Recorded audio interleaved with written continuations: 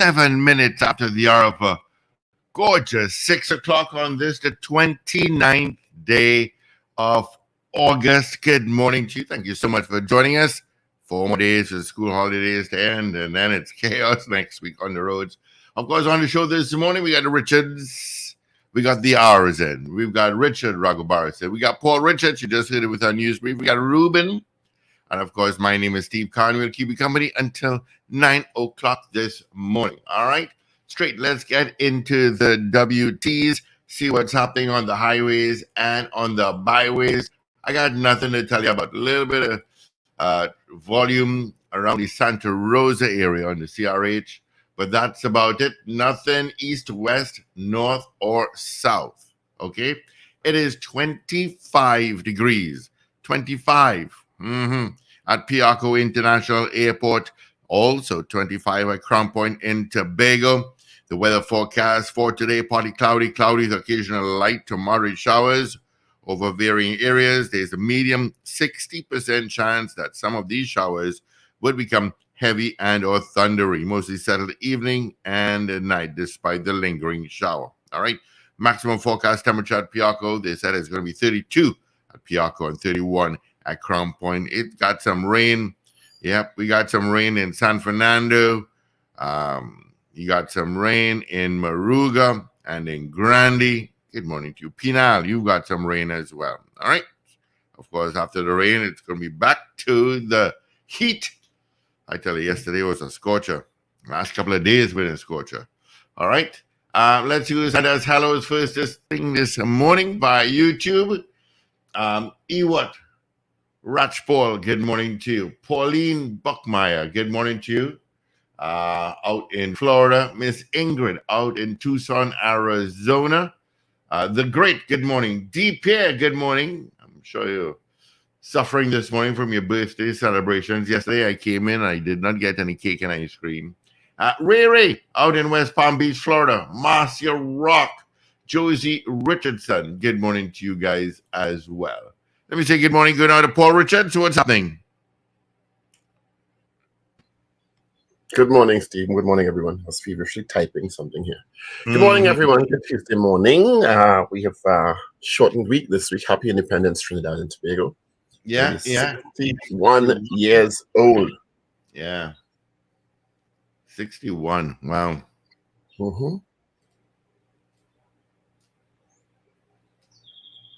I think we've done quite well for 61 years. Clearly, like many other countries, I think every other country in the world have our challenges. Yeah, everybody has challenges. And we're working through them. Some I think we can or should be making more progress with, but many of our problems are caught in a political deadlock, unfortunately.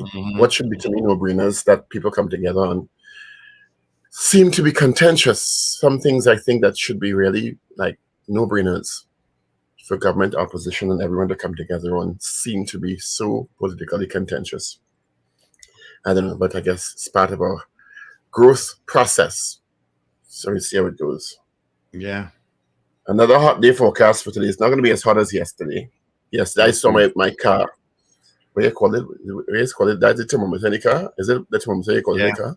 Well, the temperature is degrees. Well, I know it's not accurate, but it read 36 degrees. Got down to 36 degrees. Mine said 37 all in Port of Spain yesterday. Yeah, so it said 36 in Port of Spain. So I don't know. Yeah. That's hot. Of course, we're going to get some rain, but after the rain, it's back to the sun. Of course, this morning is a lot cooler than yesterday morning. 25. Yeah. So we'll Is it illegal to water your plants now? No. There's no water restriction, no. Well, I watered my plants this morning. Oh, really? Yeah. I usually do that in the evening. No, what happens is I realize because if you wait until the evening, by the time you get home, the leaves are so drooped. Yeah. And some of them don't survive. So I wet them in the morning, and depending on how they're looking, I'll wet them in the evening again. But I also harvested some tomatoes and chili peppers this morning. I have 5 eggplants growing. I harvested an eggplant already. I have 5 shadow benny, cilantro. Ginger. I have hot peppers. What about the ginger? I harvested ginger some weeks ago. I have a new harvest coming just now. I think it's quite therapeutic, you know. Farmer Paul, boy. Farmer Paul. Damn right. Is that, I go to a place in Tunapuna, a place in St. Augustine, and the best places in Freeport, where you get tomato plants $1. You get all the little small plants, chive, pepper, you name it, for $1 for the small plants. Eggplants, everything's $1. So you just plant them and take care of them and buy some soil and plant food. These days you have to wet them a lot. And the best thing for them is actually rainwater. They look very happy when they get rainwater. Can't touch rainwater, boy. I call it God's juice. You can't touch rainwater. What you no matter, you water from the pipe, but the minute you get rainwater, yeah, it just blooms. My plants could certainly do with some rainwater, definitely. I'm being told there's an accident eastbound. Yeah. Eastbound by El Socorro. Yeah. So if you're eastbound and El Socorro is at CRH, yeah, expect some delays there. I'll find out more about it shortly. When we were on yesterday, I'm sure you received it also. The report about the man being shot in the car park of a Reno hospital came up on my phone. Mm-hmm. And I just said, what? The guy's name is Safe. I remember that much. I think, is it Marvin Safe? Something like that. I think it's Marvin Safe. And condolences to his family and colleagues. It's really sad that he was going to work, parked his car, or was parking his car, and somebody pulled up and just shot this young man to death. Good morning, Rakabasing. Yeah, an X-Trail. Morning, Richie Rich. Good morning. Good morning, guys. Good morning to our listeners, wherever you are across the planet. So, whoever it is planned to kill this young man. From the picture I saw, he seemed relatively young. Planned, waited for this man. Clearly, they were stalking him outside the hospital, waiting for his car to pull up. So, from the time he pulled up, they drove in or they walked in behind him and shot him to death. We have a security guard for. But I guess it's the hospital, so anybody could be walking in. You can't ask everybody. You can't ask anybody about their intention of walking in the hospital. But it's just so, I know murders have become so commonplace that to many people it's just another murder, but it's a human being lost his life, like the young girl in Tobago, 17 years old, and it's just so depressing. Well, I don't know. Disturbing. It is highly disturbing. And what is it? We've become so accustomed to it, and it's just that's the sad part of it. The population is just so desensitized, and it's just okay, what am I having for breakfast now? I ain't feel for that for lunch, What band are playing in next year? I don't know if the population is so desensitized as that. That's the impression I get. I think people are just well, when is there going to be some dent into this kind of atmosphere? That too, I agree. That too, but two things can be right. And the vehicle and the vehicles speeding along, I think, whatever avenue, and then after you do the shooting, you drive. And I always bring up the issue of air support, because what does the article say if you read the article today? The police came on the scene, they discovered some spent shells, and the article usually ends in a particular way. And especially when it's, let me say it this way, it ends in a particular way when it's one of those murders where there is no resolve. Nobody was caught. And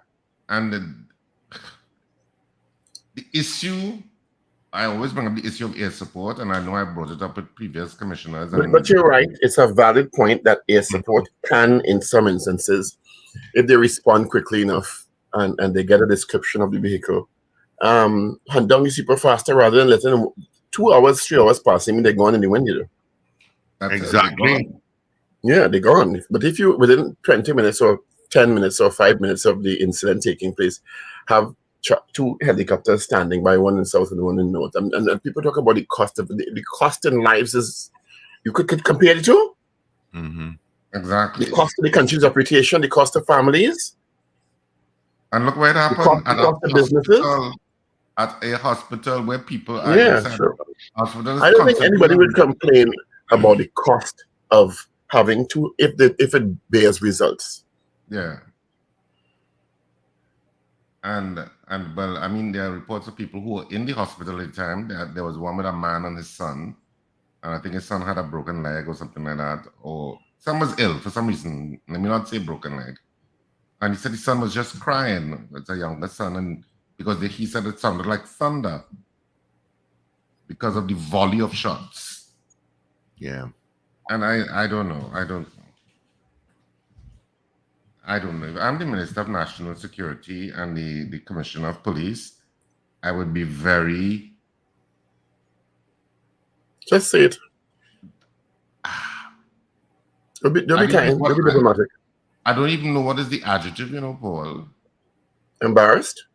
Embarrassed, despondent, that whatever I'm doing is not yielding results, at least not yielding tangible results. And that the population has lost confidence in my ability to make an intervention? And that nothing you say the population believes at this point? Yeah, it would be... Or very little you say? Let me be a little more open-ended. That people would be so... I don't know what else to say. And then on top of that, I don't know if you talked about Prince Kwame as yet. No, I didn't.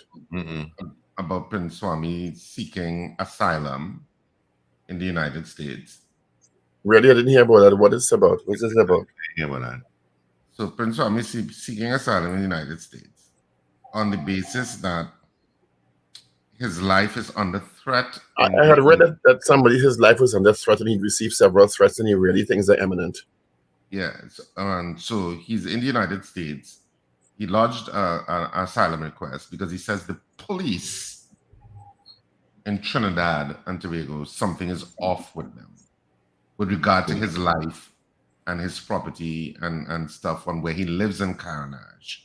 And so he believes that he's particularly targeted. It's an article I think in the Express today, at least online. And that he believes he's being particularly targeted by the police because he said he made a complaint to the Police Complaints Authority. And the very next morning after he made the complaint, police came by his aunt's house and tell the aunt, why don't make a complaint to the Police Complaints Authority? And all of this is in the article. All of this is in the article. I don't know. Of course, we don't know what's the other side of the story with regard to the TTPS, etc. But and they were saying, well, how do you know about the Police Complaints Authority? So he's saying that he fears for his life. He feels he's being targeted by the Western Division Gang Unit, and he's filed an asylum request in the United States, basically saying he doesn't want to come back to Trinidad. Fears for his life. But you're right, there could be another side, but I mean, he fears his life. And it's not that we haven't seen situations in the past in Trinidad and Tobago where specific officers have moved beyond the ambits of the law. Just it wouldn't be a precedent-setting situation in any way. I don't know. So condolences to the man's family and the girl in Tobago, the 17-year-old girl, Precious Will, I think her name is. And everybody else who's lost someone through violence in the country. I don't know. Yeah, I mean there was a shooting in Pleasantville yesterday.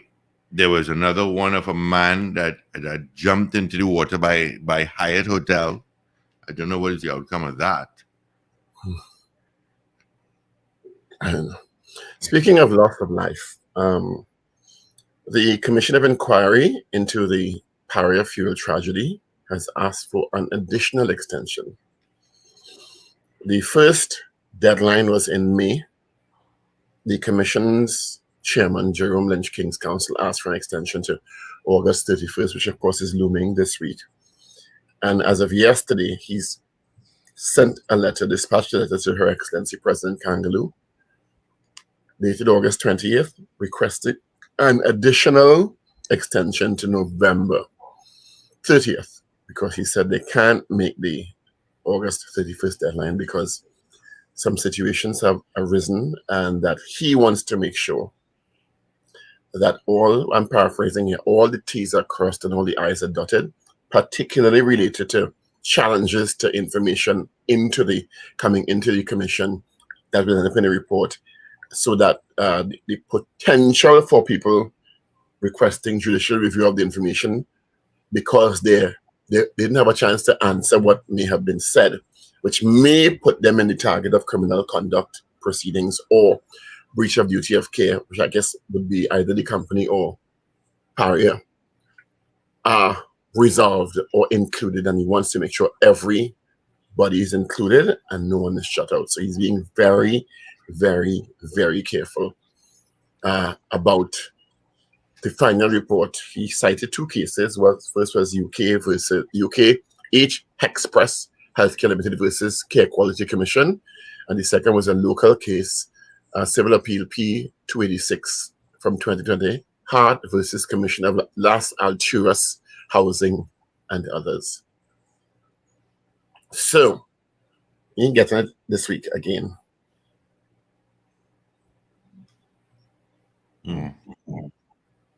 That's going to be. I understand his erring on the side of caution, because you know that whatever is in that, what clearly will be a voluminous report,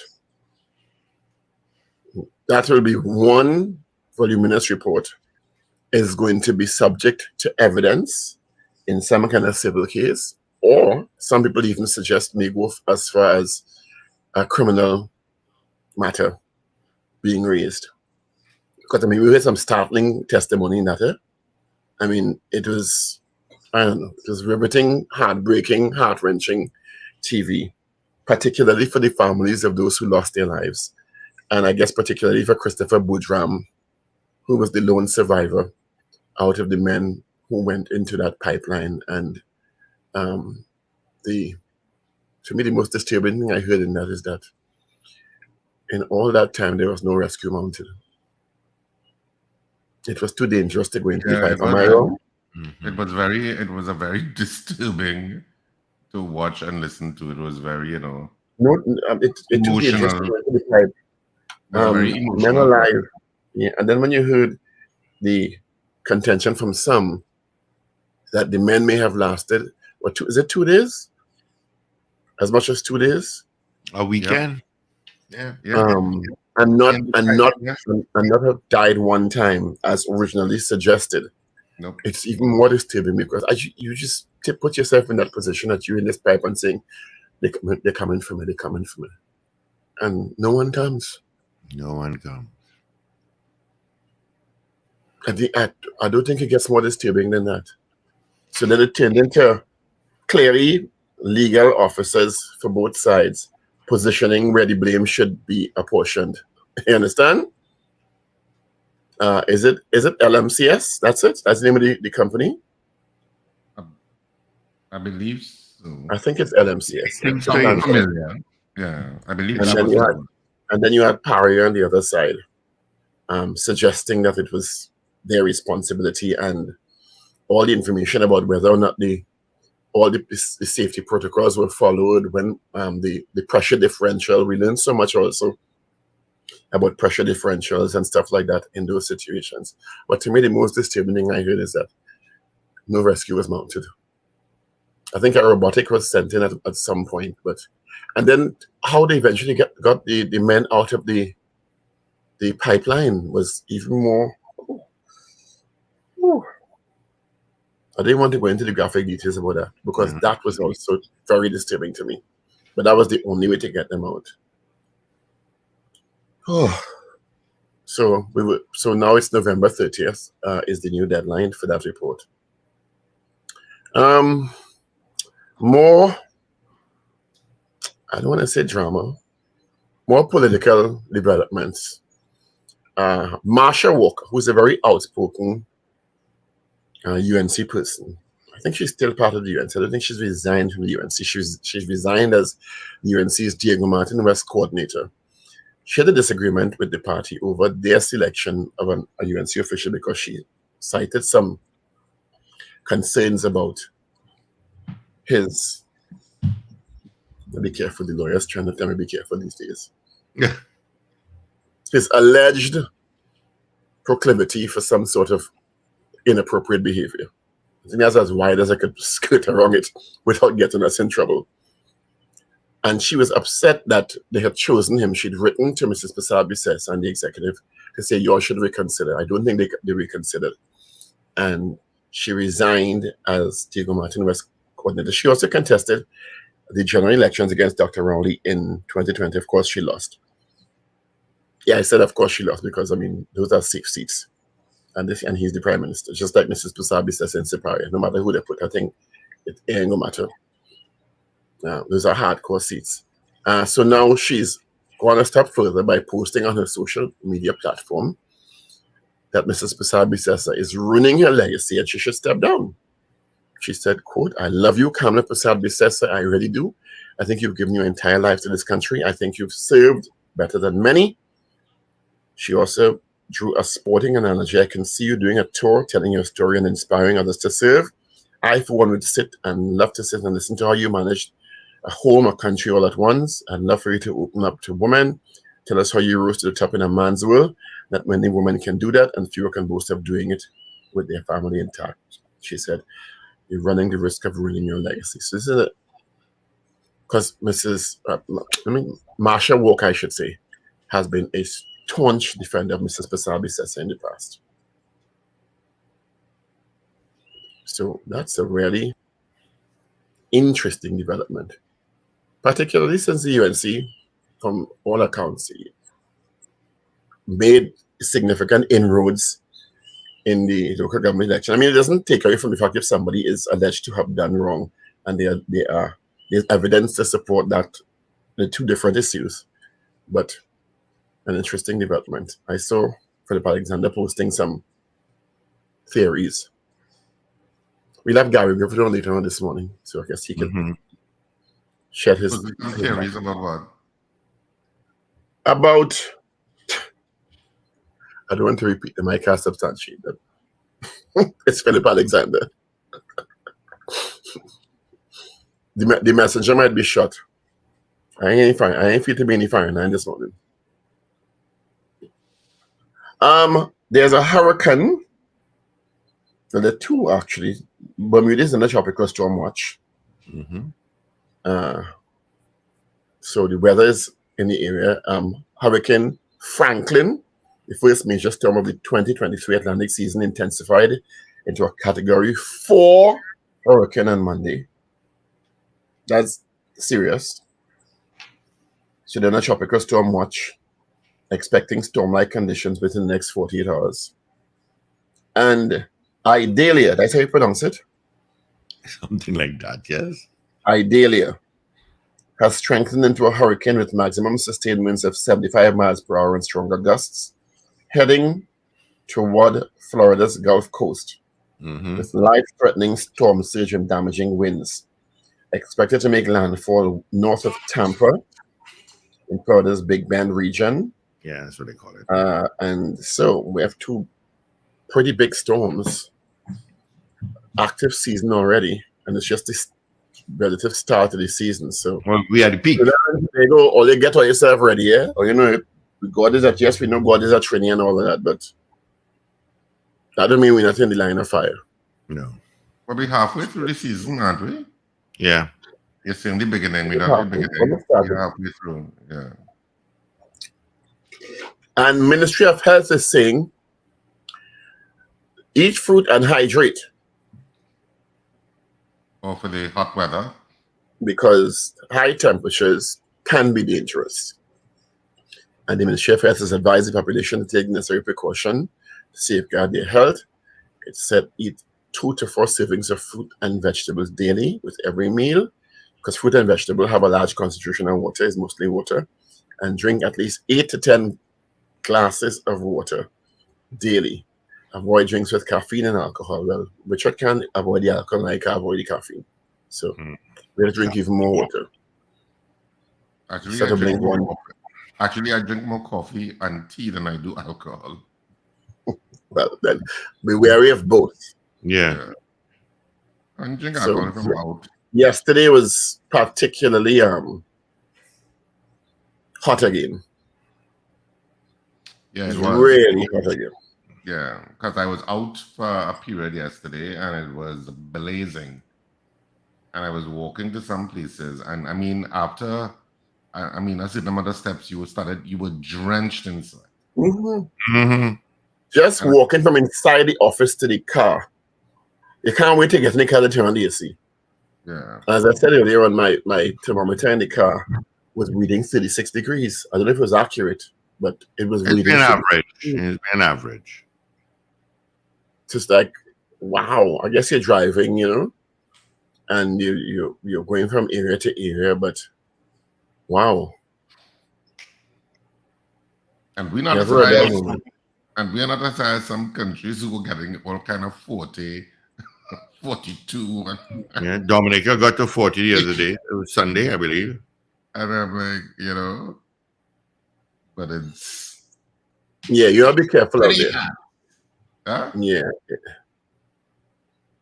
Be careful out there. It's going to be another, maybe not as hot today, but Steve, I don't know if we could get onto the Met Office to ask what is causing this heat. Is it just normal for this time? Is it some kind of carrying? They said it was global warming. Most of the let me see if I can get one of them. While you're doing that, there's an interesting article as we count down to independence in the news. There, commentary from Debbie Jacobs. She's, of course, a well-known writer. And the title of it is Honor Our Independence, Recognize Kwame Ture. And she says, I can't fathom why Trinidadian-born Kwame Ture, known to all of us growing up in the US in the 60s as Stokely Carmichael, is not honored by everyone in this country for his contributions to the Black Power movement globally. Well, I put globally. She didn't write globally.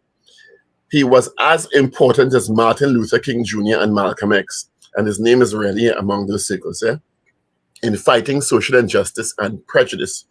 King, which is Martin Luther King Jr., was especially fond of Carmichael, who had migrated to the US to join his family when he was just 11. The FBI had a file on him. His work in the civil rights movement is well documented. Actually, a lot of documentaries on him in the US and UK. But Carmichael did important work in the Student Nonviolent Coordinating Committee, SNCC, pronounced SNCC. At 25, he was elected SNCC president. While in SNCC, Carmichael worked in the Deep South to register poor rural Black voters. In Alabama, a bastion of racism at the time, he raised the number of registered Black voters from 70 to 2,600, 300 more than registered white voters. He was first arrested for trespassing by the Jackson, Mississippi Police Department in 1961. Ironically, he had stopped counting the number of arrests by the time he reached 32. His West Indian roots were constantly dredged up by the FBI. In a letter dated August 2nd, 1966, the FBI said, the area, the West Indies, is a stepping stone for communists to infiltrate the Western Hemisphere to promote unrest here in the States. So, I wonder how many under 25s, under 30s knew about Kwame Ture / Stokely Carmichael. What do you think? Has he ever been nationally honored? Posthumously, of course. Who, Kwame Ture? Yeah. as a global change maker? Because he was a global change maker. And well, not nationally. I know there are private things to him. Like I know We've got a lot of accolades globally, but have we ever given him a national award? And do you think we should give him a national award? Could that be our question today? Do you think it'll resonate? I don't know. That's my honest answer. I don't know. We're so shy away from a global topic sometimes. I think he's one of if you read his autobiography, well, posthumously done autobiography or any biography, it's a fascinating story. But is it a boy from is it Belmont he's from? I think David Mohammed may be able to give us a really good, interview on that. Because I know David would have done a lot of work. Dr. Mohammed would have done a lot of work on people like Kwame Ture, Stokely Carmichael, and his profound effect on the Black Power movement in the US. David would know. Yeah, I mean, David would know. David would definitely know.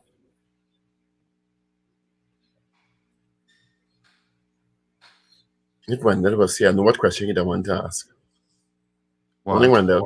What question you want to ask? Do you support Marsha Walker's call?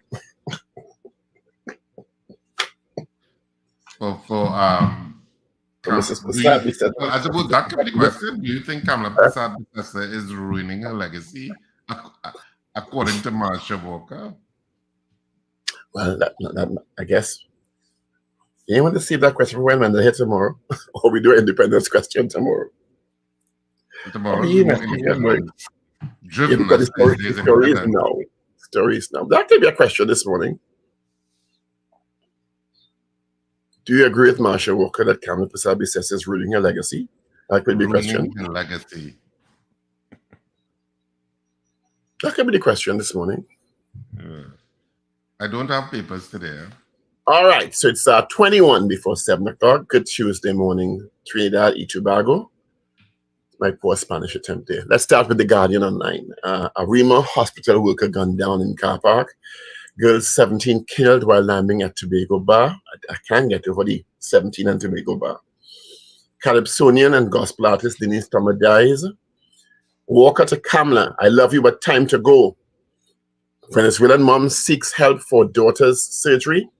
Hospital worker killed in workplace parking lot. Man killed. Girl 9 wounded in Quora shooting. I mean, it's just one after the other. Paramount celebrates his eldest twin, which was a great story in yesterday's Guardian. Tama left her mark across many genres. Media stalwart Grenville Kisoon laid to rest. Krabby gunned down in Claxton Bay. Gonzalez blames confluence of disruptions for water woes. Water shortage cripples some communities, a lot of water problems in many communities. And Paria Commission of Inquiry request further extension for report. Let's move now to the Newsday for today, August 29th. Attorneys in DPP's office can't attend virtual court 3 days a week. Man assists police in Tobago teens murder probe. Point 14, woman missing for 40 days. TKR Puran, I'm working hard, playing with a smile. House shut up in Pleasantville, man wounded. Blood flows on trail of missing cocaine shipment. 6 arrested in weekend anti-crime exercises. Paria inquiry once more time. Health Ministry, watch out for this heat. And opinion by Debbie Jacob, which we highlighted earlier on. Honor our independence, recognize Kwame Ture. That could be a question for tomorrow. Let's move now to the Express online for today. Prince Swanee seeks asylum in US. Gunshots like thunder. TNT economy improving. Pilots in pain. Woman threatened with gun. Man shot during arguments. Bus travelers woes. From PNM to NTA Alderman. That's Mr. Nahus. We speak to Gary later on. And union calls the minister to address pilot impasse. an expose and gearing up for a digitized society. So those are stories in your Express, Guardian, and Newsday, trending today, August 29th, 2023.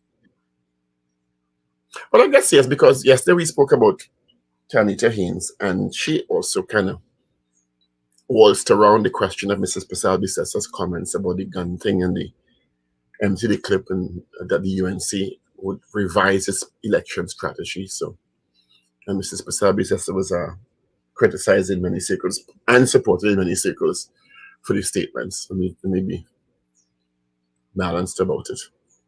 So, my suggestion for the question today, or our suggestion, do you agree with Marsha Walker that Mrs. Pasalbi-Sessa is ruining her legacy? Does that construction suit you? Mm-hmm. It links the statement to her, which is what we're doing. Yeah. And be asking it in that context. So you heard the poll. All right. Yep, you heard the poll. But before we get into the poll, I do have Mr. Gary Benjamin of the TNT Met Services. Good morning, Gary. How are you? Good morning. I'm okay so far this morning, and pleasant morning to your listeners and you. Wonderful. Thank you so much for joining us.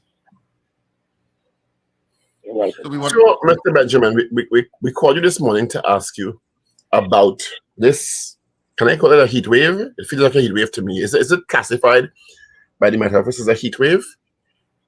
No, it's not. It to be a heat wave, it has to be a few days of greater than 34 degrees.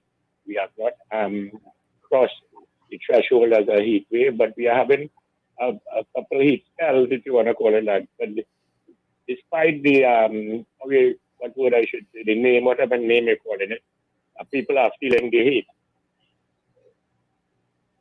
Yeah, absolutely. How rare is this occurrence? So is this rare at all, or I can't remember a sequence of so many days, or is it that the information is now available to us in a more ready time frame, but it was always happening? Well, it is not rare. As I've explained many times and even many years, is that this is our heat season, and we are at the peak of what we are calling our heat season. The major climatological reason for it is that as the sun comes into the northern hemisphere, in the northern hemisphere's summer, what is our time of our rainy season. So at the beginning of the year, the first 3-4 months in the year, the sun begins to migrate northward. And therefore, we in this part of the world, and this part of the globe, are going to be having concentrated amounts of insolation from the sun over that period of time. And it becomes a peak for us in Trinidad and Tobago and the Caribbean around August and September. So usually this is the time we would have our highest recorded temperatures. But sometimes because of factors coming together at the same time, it could peak even just a little bit higher. Well, in other parts of the planet, you've had, especially the northern hemisphere, you've had heat figures being surpassed, or record heat levels associated with climate change. Would we expect anything in that kind of nature in the Caribbean generally?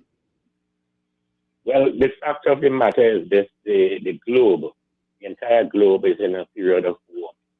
We understand that. We know that right now the Atlantic is above par, above normal. The Atlantic is very warm right now.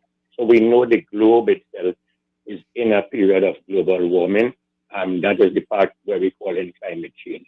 Of course, Trinidad and Tobago would be affected by it in some way. So we are all preparing for the eventualities and the effects of climate change as the time goes on.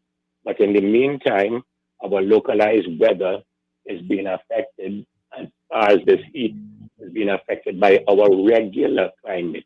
As to how high it peaks may be because climate change may have an input in it. But as to why it's happening now, at this time of the year for Trinidad and Tobago, it is because of our local climate. And How long can we expect this to continue? Well, the heat season for Trinidad and Tobago, it would peak, and for the Caribbean, it would peak around now, August, September, and it would gradually decline as the seasons changes in the Northern Hemisphere. That is to say, as the season begins to go down closer to spring and winter, and the sun decides to migrate to the Southern Hemisphere, then we would see cooling temperatures. There are many other factors which would have raised the temperature to this level over the past few days, which would have included, of course, the warm Atlantic and some warmer air coming from the equatorial region also. What's the highest official temperature recorded in the last couple of weeks? We had a 34.7 at Piaco. That was around Sunday, 34.7 degrees Celsius. Are there different areas? Of course, different areas have slightly different temperature readings. Would that have been higher or lower in other areas? Well, I know, and most of the meteorologists, scientists know for a fact that we would record higher temperatures because of the topography in urban areas and built-up areas where they have more concrete and asphalt and metal roofs and things like that. So we know the temperatures most likely would have been higher than what is recorded in a controlled environment, in a reference controlled environment at the Piaco airport. So Port of Spain, San Fernando, Scarborough, those urban areas will be recording higher temperatures. Of course, you would be feeling it, and it's not just the temperature, because when we talk about the temperature, we talk about the isolated sample temperature of the air. Now, the persons out there some people would be feeling it within the concrete, within the confines of the urban area, and also within the humidity that has been affected on them, they feel like temperature. So while we may be recording that as a sample temperature of the atmosphere, the person who is experiencing it will be even feeling much greater heat, so to speak, than that. All right, Gary. Thanks a lot, man. Appreciate you talking to us this morning. Okay, no problem. Everybody take care. Stay out of the heat if you don't have to be in it. Yes. Dehydrate. We might get some cloudiness today, and there's a possibility of thunderstorms. So keep looking and listening to the Met Office, because our tropical wave is supposed to pass the less than today. Yeah, it's supposed to. And after the tropical wave, we're back to the heat. Not supposed to. It is in fact happening right now. So I'm looking at this picture and see some of the islands having some heavy thunderstorms. So we just on the edge of it, and we could get some cloudiness and some thunderstorm development. So I advise. Thank God. Yeah, we got some heavy rain in Grandy right now. All right, Gary. Thanks a lot, man. Thank you, Gary Benjamin of TNT Met Services. Thank you so much. Everybody take care. All the best. All right. 10 before 7. You want to give the results of yesterday's poll? Yeah, I'm going to get into that. Of course, yesterday, we pull it up here, and we just do a fresh, because we usually get some more votes when we start. We asked you, do you think Trinidad and Tobago is a failing state? That was our poll yesterday. Final results, 79%, 79 said yes. Interesting. All right. Okay. Good morning. You don't have no commercial? No, go ahead. I give results. Go ahead.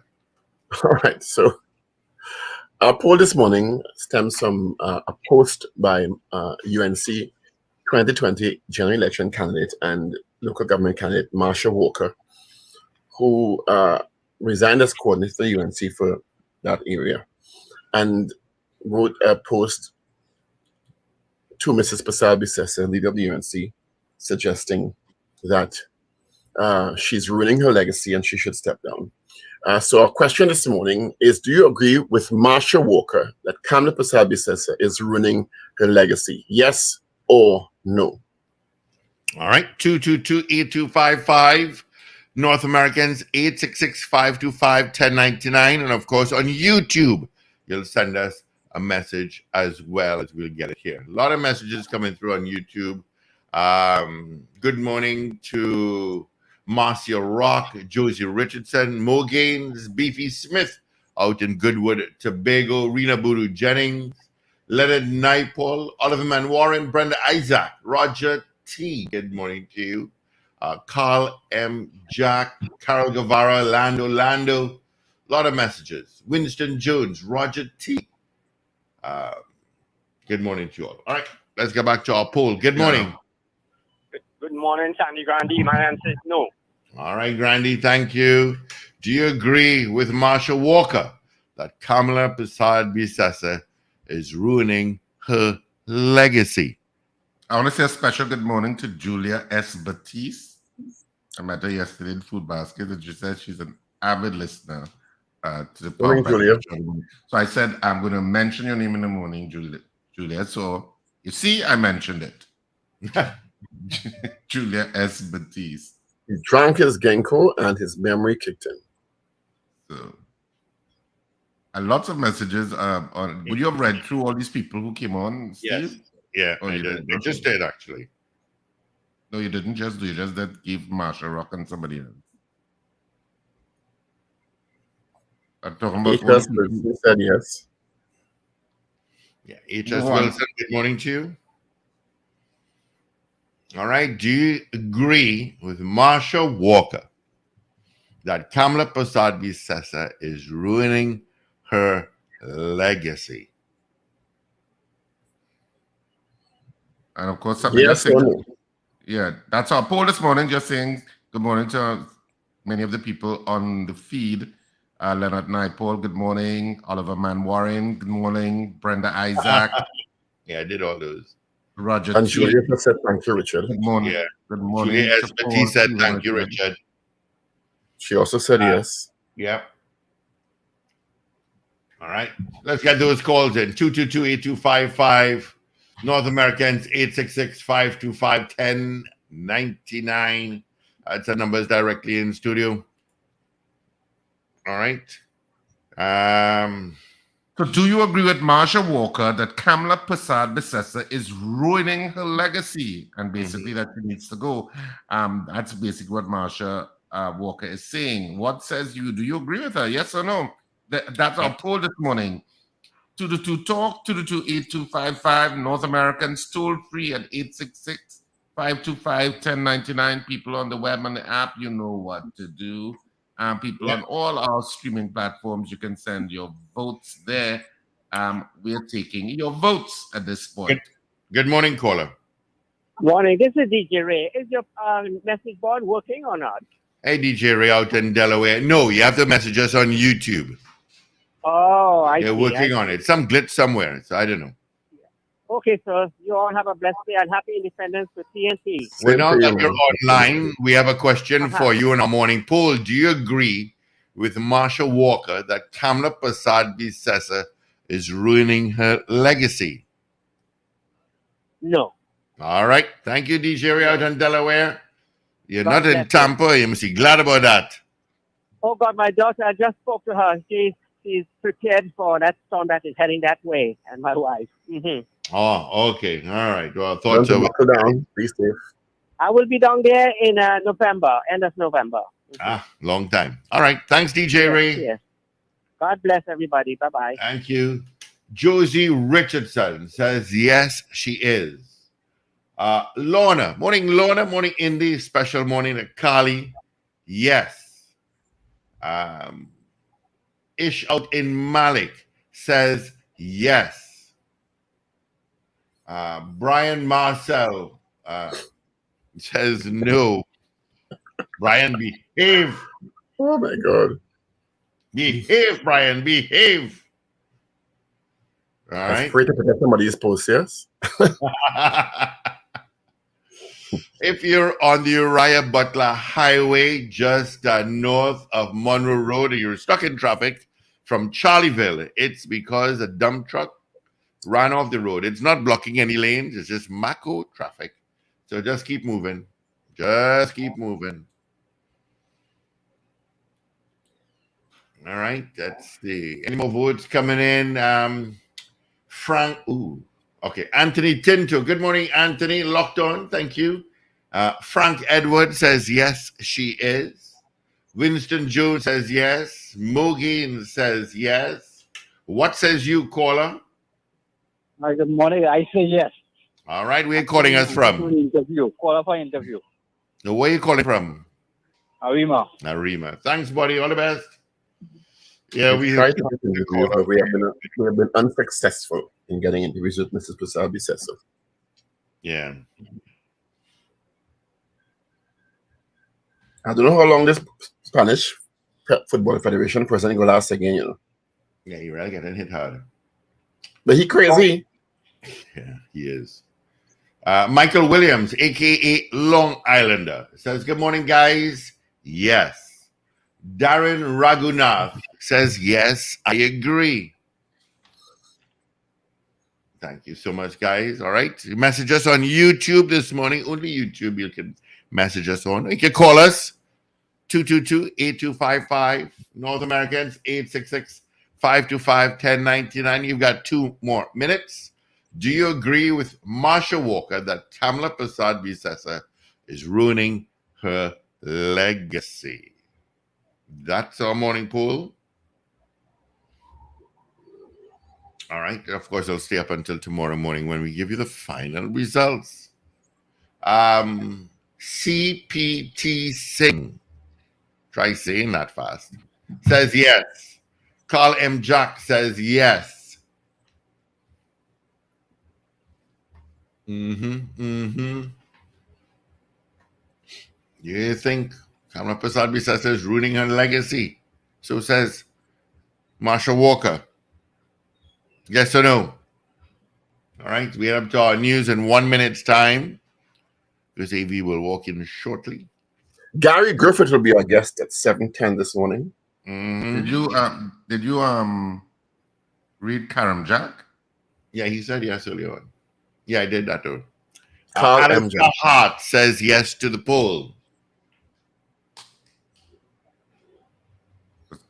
Was Carl M. See, when Avril comes in, just tell her Jerome Lynch, and you'll see the smile on her face. I know. I'll do that. I'll put him mic on and tell. Dave S.N. Singh. Whoa, Dave. Okay. Thank you, Dave S.N. Singh. Got your message. All right. Do you agree with Marsha Walker that Kamala Persad-Bissessar is ruining her legacy? Yes or no? That's our poll this morning. Courtesy, basically, Marsha Walker. Yeah, pretty much. You know, I thought I had a Marsha Walker in my phone, but it's a Jamaican friend of mine who is Marsha Walker. So I was trying to get a number for Marsha Walker, Trinidad. Wayne B. Morning, Wayne B. Saying hi from Covington, Georgia. Yes to the poll. Thank you. Carol Guevara. Carol here. Carol. Well, go on. She says yes.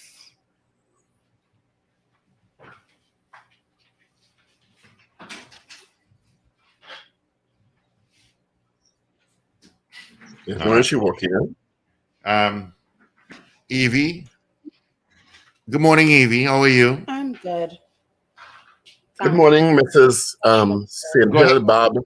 Go ahead. Good morning, Mrs. St. Hill Bob Lynch.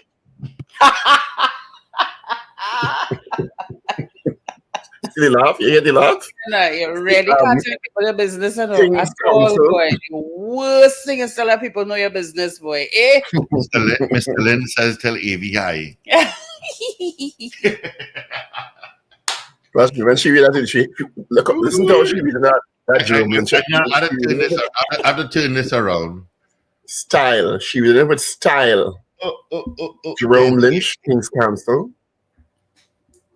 Yes, Mr. Lynch. Mrs. Lynch. I wish I could tell him hi too in person. I know, eh?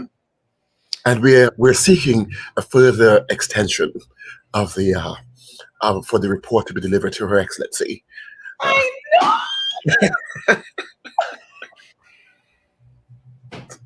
News is next. I have to wait for her to come She down. get a week when she has Romans talking. A week. I was wondering what it was all about. No, she loves his voice. She loves his voice. His voice is amazing. Weak is an understatement. No, his voice is amazing. She used to sit and look at that television during that commission of inquiry like this. Mesmerized. I did. And if Paul tried to speak to me, I would say, Paul, is this... No, don't talk now. Don't talk now. No, not a good time to very talk. necessary. This man is speaking. Yeah, she go. Yeah. His voice is amazing. News is next. Yes, it is. You ready for it? Yes. All right, Mrs. Lynch. Let's get into our major news, Mrs. Lynch. This is your news bulletin from Power 102 Digital. The Commission of Inquiry into the Paria LMCS diving tragedy asks the president for yet another extension before submitting its final report. Security arrangements at Arima Hospital to be reviewed following fatal shooting on the compound. Tributes continue to pour in for the late veteran singer and performer Denise Plummer. And the Ministry of Health reminds the public very high temperatures can be dangerous and advises the population to be careful. Details in a moment.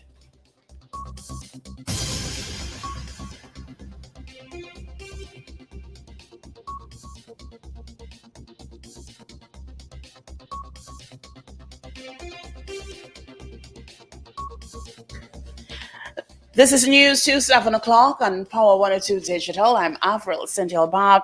Good morning. The Commission of Inquiry into the Paria LMCS diving tragedy has asked the president for yet another extension before submitting its final report. The Commission of Inquiry into last February's accident at Paria Fuel Trading Company Limited in Pointe-a-Pierre has requested a new deadline of November 30th. On February 25th, 2022, divers Rishi Nagasar, Kazim Ali Jr., Faisal Kurban, Yusuf Henry, and Christopher Budram were doing maintenance work on a 30-inch underwater pipeline belonging to Paria when they were suddenly sucked into the pipeline. Only Budram survived. The Commission of Inquiry was originally due to submit its final report to the president in May, but in a statement on May 5th, the Commission said it had written to President Christine Kanglu to seek an extension until August 31st. A statement issued by the Commission Secretariat on Monday said the Commission was unable to meet that deadline. The Commission has now requested and written to the president to ask for an extension until November 30th. In a signed letter to Kanglu dated August 28th, Commission Chairman Jerome Lynch, KC, said the Commission could not meet the August 31st deadline as there have been a number of new decisions dealing with the importance of proper procedure to be adopted in Commission of Inquiries. Security arrangements at the Arima Hospital are being reviewed following the fatal shooting of a hospital employee at the facility. Reports say the incident took place around 7:10 on Monday morning when the employee turned up for work and was parking his vehicle in a compound when he was attacked by a man armed with a gun. Chief Executive Officer of the North Central Regional Health Authority, Davlin Thomas, speaking with members of the media, described the development as a brazen attack on a citizen.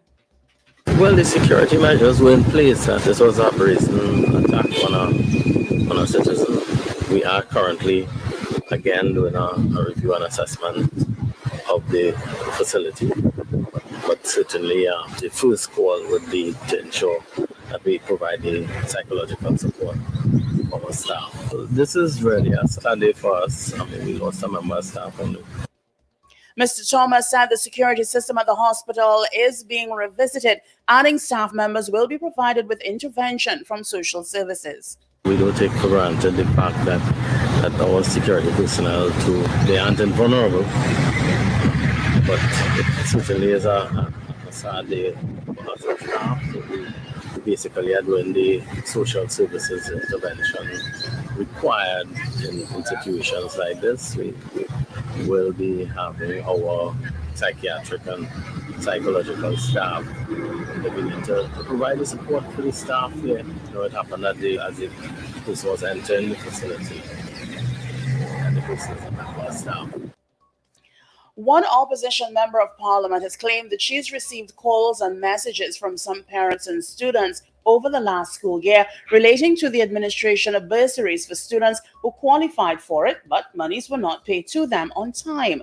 It's a matter raised by MP for Tabakit Anita Haynes while speaking during the Power Breakfast program on Power 102 Digital on Monday. MP Haynes said when this situation develops, it can result in serious implications which can interfere with the students' registration and admission. You have your list of classes, the courses that you need to complete to get your degree, but there are different professors, etc. The better you perform in terms of your grade, the better access you have to certain classes. But if for the lack of release of funding for something that you promised these children, right? They achieve something and then you are awarded something and then you're not getting it in a timely fashion. I promise the students who reached out to me that every time I am on any platform, anywhere I'm sitting, that I will speak on their behalf. MP Haynes claimed the students were told the issue developed due to administration issues, and she intends to raise the matter on various platforms. I have messages from students, calls from parents, especially over the last school year, where the monies were not paid out on time. I went to school internationally.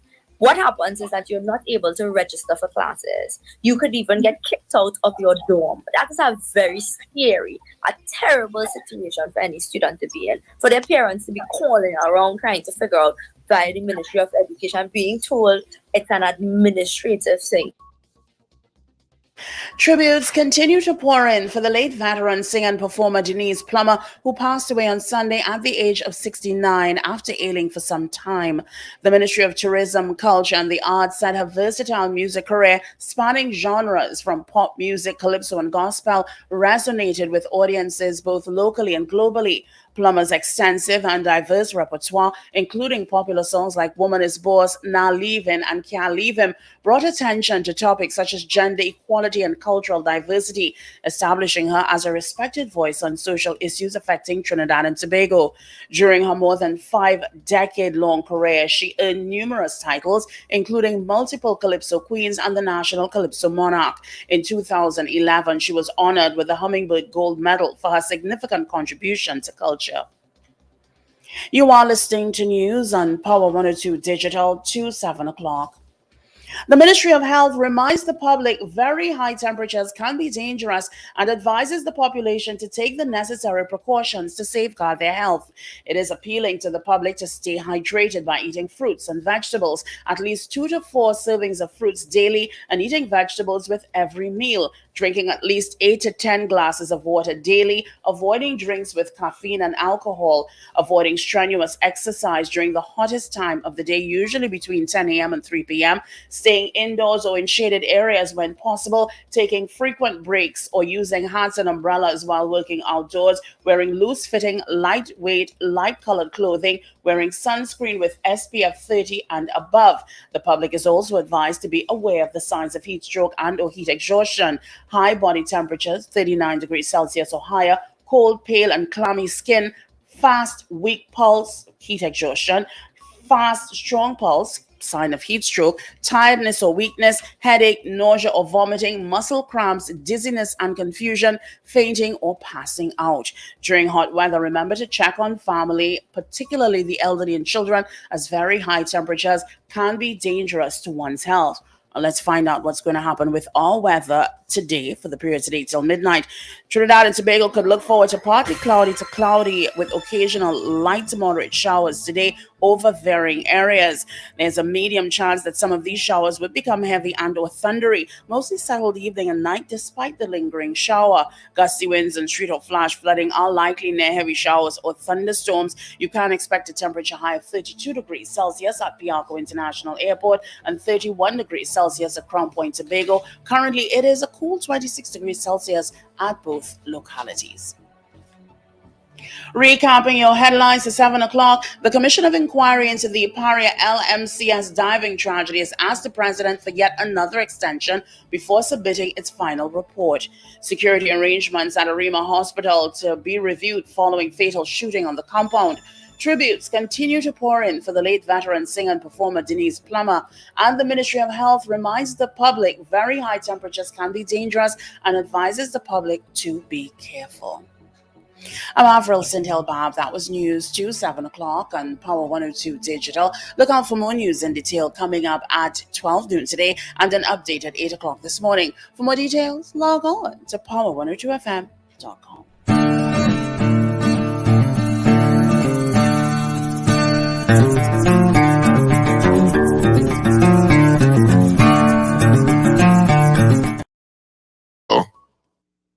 All right. Thank you so much. Thank you so much. Yes, Evie, I will turn the camera back down to my side here. All right. Thank you, Mrs. Lynch. Gary Griffith, Evie. Lovely. And Mr. Lynch. Can't say that name without Evie. I don't know. Anyway, thank you, Evie, for our news, major news. Of course, you could join us again come 8 o'clock for our news brief. Okay, quickly, let's take a look what's happening traffic-wise. There was that dump truck that ran off the road. It's not blocking any lanes, so nothing to see here. Just keep moving. All right, you got some traffic as you go. Getting on to the Valencia stretch from Grandy. It's a lot of volume. Trinidad City towards UE, and after that is pretty much smooth sailing until you get to Paria, where you'll step on your brake a little bit as you head into Port of Spain. A little bit of traffic out of the west as you come out from Carnage. They are doing some work on that Carnage main road just after Big Yard. All right, so let's see. Let's make our way up north. Traffic in San Fernando, nothing to tell you about. Leaving San Fernando towards Claxton Bay, you've got some. And then from Couva towards Chaguanas, a lot of volume. Leaving Couva, you're going through Calcutta 123. You've also got some volume there. All right. So let's see if we have any more votes. All right, so we got, oh boy, Lynch. We have a bunch of Lynch. Alistair Hart says yes to the poll. Wayne B says yes to the poll. Slick Money Grip. Okay, Trinidad Boston says no.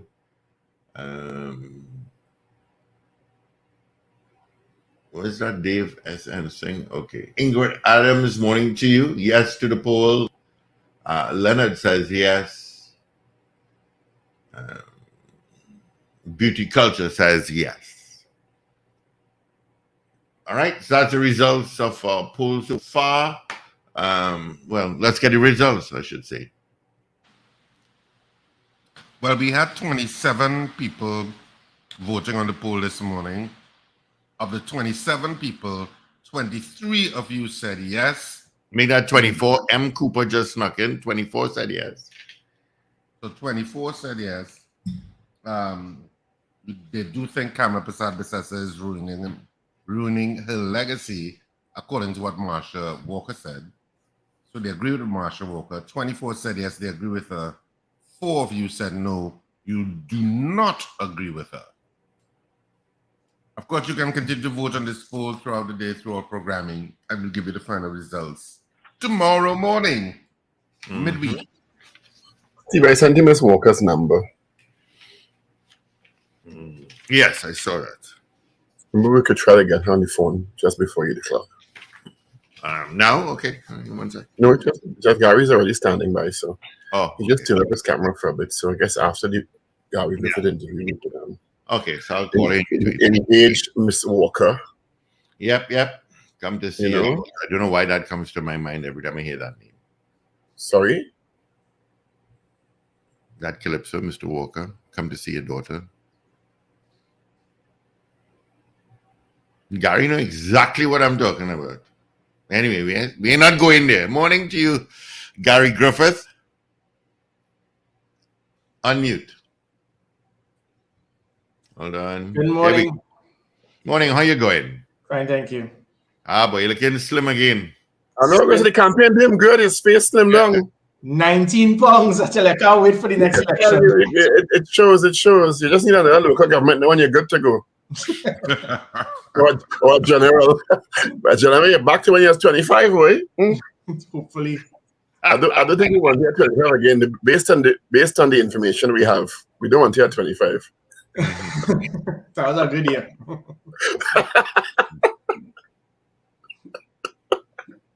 Paul, don't say it. Don't say it. Don't say it. Please. Don't say it. Good morning, Gary Griffith. Thanks for joining us this morning. Good morning. Try to get it out of my head. Yeah. You know it's not going to happen. You're gonna... I'm behaving myself. I ain't able. We had a poll this morning, which is this. That's the number you sent me, Gary? Pardon? That's the number you sent me? Yeah.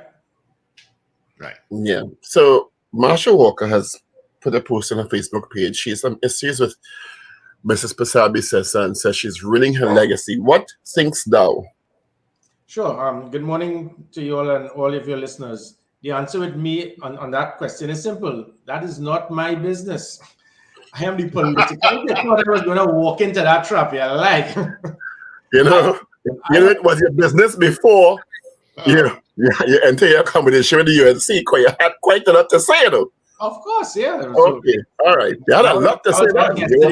You didn't seem to be in disagreement then, but of course, a week in politics is a lifetime. No, but I don't think I ever made any public comment pertaining to that. And even now, more so, I am part of an alliance. I think it would be totally irresponsible of me to give any public comment, especially if it is on a negative perspective. Saying something from a positive perspective to say that I think it is improper can actually have, now it becomes a debate about what the NTA thinks about the UNC. That is not our business.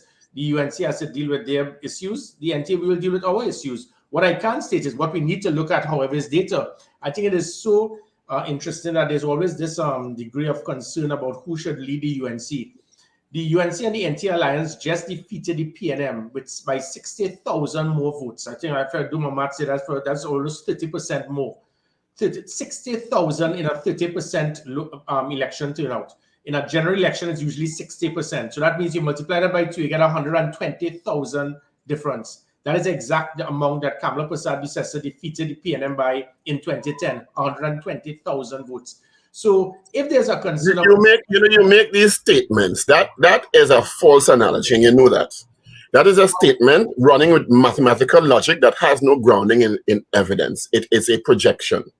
No, well, actually not, Paul, because if you look at the data now, in 2023 local government election, the PNM acquired 130,000. The Alliance got 190. This was a 30% turnout. Right, so but you're transcribing that onto a general election as if it's going to be the same. Well, in fact, I agree, it would be different because in a general election, that is where the third constituency kicks in much more than the base constituency. So you're actually going to get a gap even more than the 60,000 difference. So you do the maths. If it is at a 30% local government, PNM got 130,000. In a general election, you multiply by 2 because it's from 30% to 60%. The alliance would have been between the UNC and the NTA from 190 multiplied by 2 to 380, which is almost identical to the 2010 general election. All those mathematical suggestions are just projections, and you know that. So just to say that it's not going to be so is inaccurate. But Paul, remember, you look at in a local government election, it is usually base support of the UNC and PNM that turns out the base because they don't care. Any election. I agree with that. But to transpose that as if you can just multiply it by 2 for a general election, any political answer to it, that's a misnomer. Well, Paul, no, all right. But if you say that, then the poll that you are doing right now is 20 times worse. We never say our poll is scientific. We always say it's unscientific. So don't make an analogy. This is classic Gary Griffith. You can't win this argument, so you attack. We are a real strategic trained. So you can't win this argument, so you move down the argument. Anyway, what is accurate is that your vote, you got 25% of the votes to enable you to get an alderman in Mr. Nahus. That is accurate. Right? So let's focus on that. Why Paul Nahus? Why not? The fact is, I'm just asking. There must be a reason that you chose him. Sure, several options. And I will say why not. Now there's an unfortunate situation here, Paul, that where the government speaks about local government reform. The most basic thing to change in local government reform is that situation with the alderman. It is as ridiculous as you could get. So you have 16 seats in Samuel Lavantil, for example. and you could only have 4 aldermen. A party, if the party gets 80 or 90% of the votes, they will get 4 aldermen. But you still have to select 16 aldermen to put on the list. And if you don't put 16, if you put 15, you're not entitled to get 1. It is totally ridiculous. That is what is causing all the bacchanal now with the UNC, well, not the controversy with Sangre Grande, with Joe Tony. Why you must put down 60 names knowing that only 4 maximum could be appointed? You are setting the tone for confusion, bacchanal, gossip. It is not required. So in Diego Martin, for example, we had to put 10 names, even though we knew that we cannot get more than 4 persons appointed. So you had to just throw names there. And that sometimes it gives people the impression, well, there's a good possibility I could become an alderman. Having said that, the individuals that we had, there was a very good batting lineup. We had an individual who was the #1 goalkeeper for the Soca Warriors for 10 years. We had another individual who was the #1 goalkeeper for the national hockey team for 20 years, and a previous PNM alderman, someone who's a 3-time extempo champion. We had a previous COP councillor in Wazim Daniel. So we had several big, powerful names in that list for alderman for Diego Martin. As it pertains to Paul Nahus, what I do, my style is different. I'm not saying it's the best way, but as a political leader, it's not for me to just impose a name on persons because of who I feel should be the best person. I'm involved a lot in dialogue and communication, similar to what I did as a security minister, a soldier, a commissioner of police. So I asked for the input of the members of the governance team of the NTA, as well as the 8 candidates, because they are the ones who must have a part to play. And it was virtually unanimous that Paul Nahus fits the bill. And also it is to be known that he was also an alderman for the PNM. My job was not to put somebody in there to cause bacchanal and play a catcher. It is to find someone who can work with the rest of the corporation to assist in the development of Diego Martin. What does this mean for the NT? I mean, this is your first election outing, and you have representation in a local government election in what many consider to be the start of a national election campaign heading to 2025. Well, it is important. I think in the last, since 2013, I think it's 10 years since any other political party has any representation in government or local government. 10 years. The last time would have been probably 2013. I think there was just 1 or 2. So what we have done is now we brought back that concept of that bridge constituency, that 3rd constituency. We are back on the political map. It's a small step, but it is a step in the right direction. And I think that the importance of this, people are not really understanding the significance of what the NT has achieved. I mean, if you look at the 31 seats we went up with, Paul, we were like the kamikaze group. We went up there, these were the 31 hardest PNM seats, hardest. And people said, Gary should have asked for a safe seat. Why? We have now developed, we want to justify our position in the political landscape of Trinidad and Tobago. And when you look at certain places like Bellevue, Bosse, in 2019, the PNM got 1,500 votes to 500. We're talking about 1,000 votes the PNM won that seat by. This time they won by, I think it's less than 200 votes. When you look at Lupino La Floresa, the PNM won that seat by over 1,000 votes in 2019. We brought it down to 170. The same thing with Woodbrook. We lost that seat by 110 when before it was over 400. Similar situations in St. Lucian, Cocorite, and Cameron, Mocha, Bosse, 2. All of these seats, the PNM would have won by 900 to 1,500 votes, and we were able to cut it down to less than 400, less than 300. So you're talking about the safest seats that we turned almost every single PNM safe seat in the local government to a marginal. And that says a lot about a party that is just less than a year old. So we have done a lot. It is very significant. I'll make quickly add, there are certain critics who will always see the glass half empty based on jealousy, based on them wanting to have been there. There's a political party, they lost all their deposits, I think. 6,000. I'm not going to call Philip Alexander name today, I promise. I'm not going to go down that road. But so you lose all your deposits, and you're speaking about you are the 3rd party. But what we did was not just to achieve ourselves in the political landscape in going after the PNM's safest seats by turning them all into marginal, but because of our contribution, it assisted the UNC to get extra seats in Sangre Grande, San Fernando, cut heavy inroads into Arima and Tunapuna, where the UNC would have been losing those seats by over 1,000 votes, and now they were seats where it is that they were losing by 20, 30 odd votes. So it showed this is not just about the NTA putting a foothold and getting an alderman, it is showing that concept of uniting political parties, what it can do. And you would have seen the difference in Sangre Grande, Arima, Tunapuna, Piarco, and San Fernando. Wouldn't you say that saying that those PNM seats are now marginal a little hyperbolic? Well, no, you know, in local government election, Richard, anything that is over 500, 600, and again, looking at all, I could give you the numbers, the PNM seats, those 31 PNM seats, the PNM won in 2019 by 850, 750, 1,000, 1,300, 800, 950, 1,000, 2,000, 2,300, the list goes on. Those are what you call in local government election terms safe seats.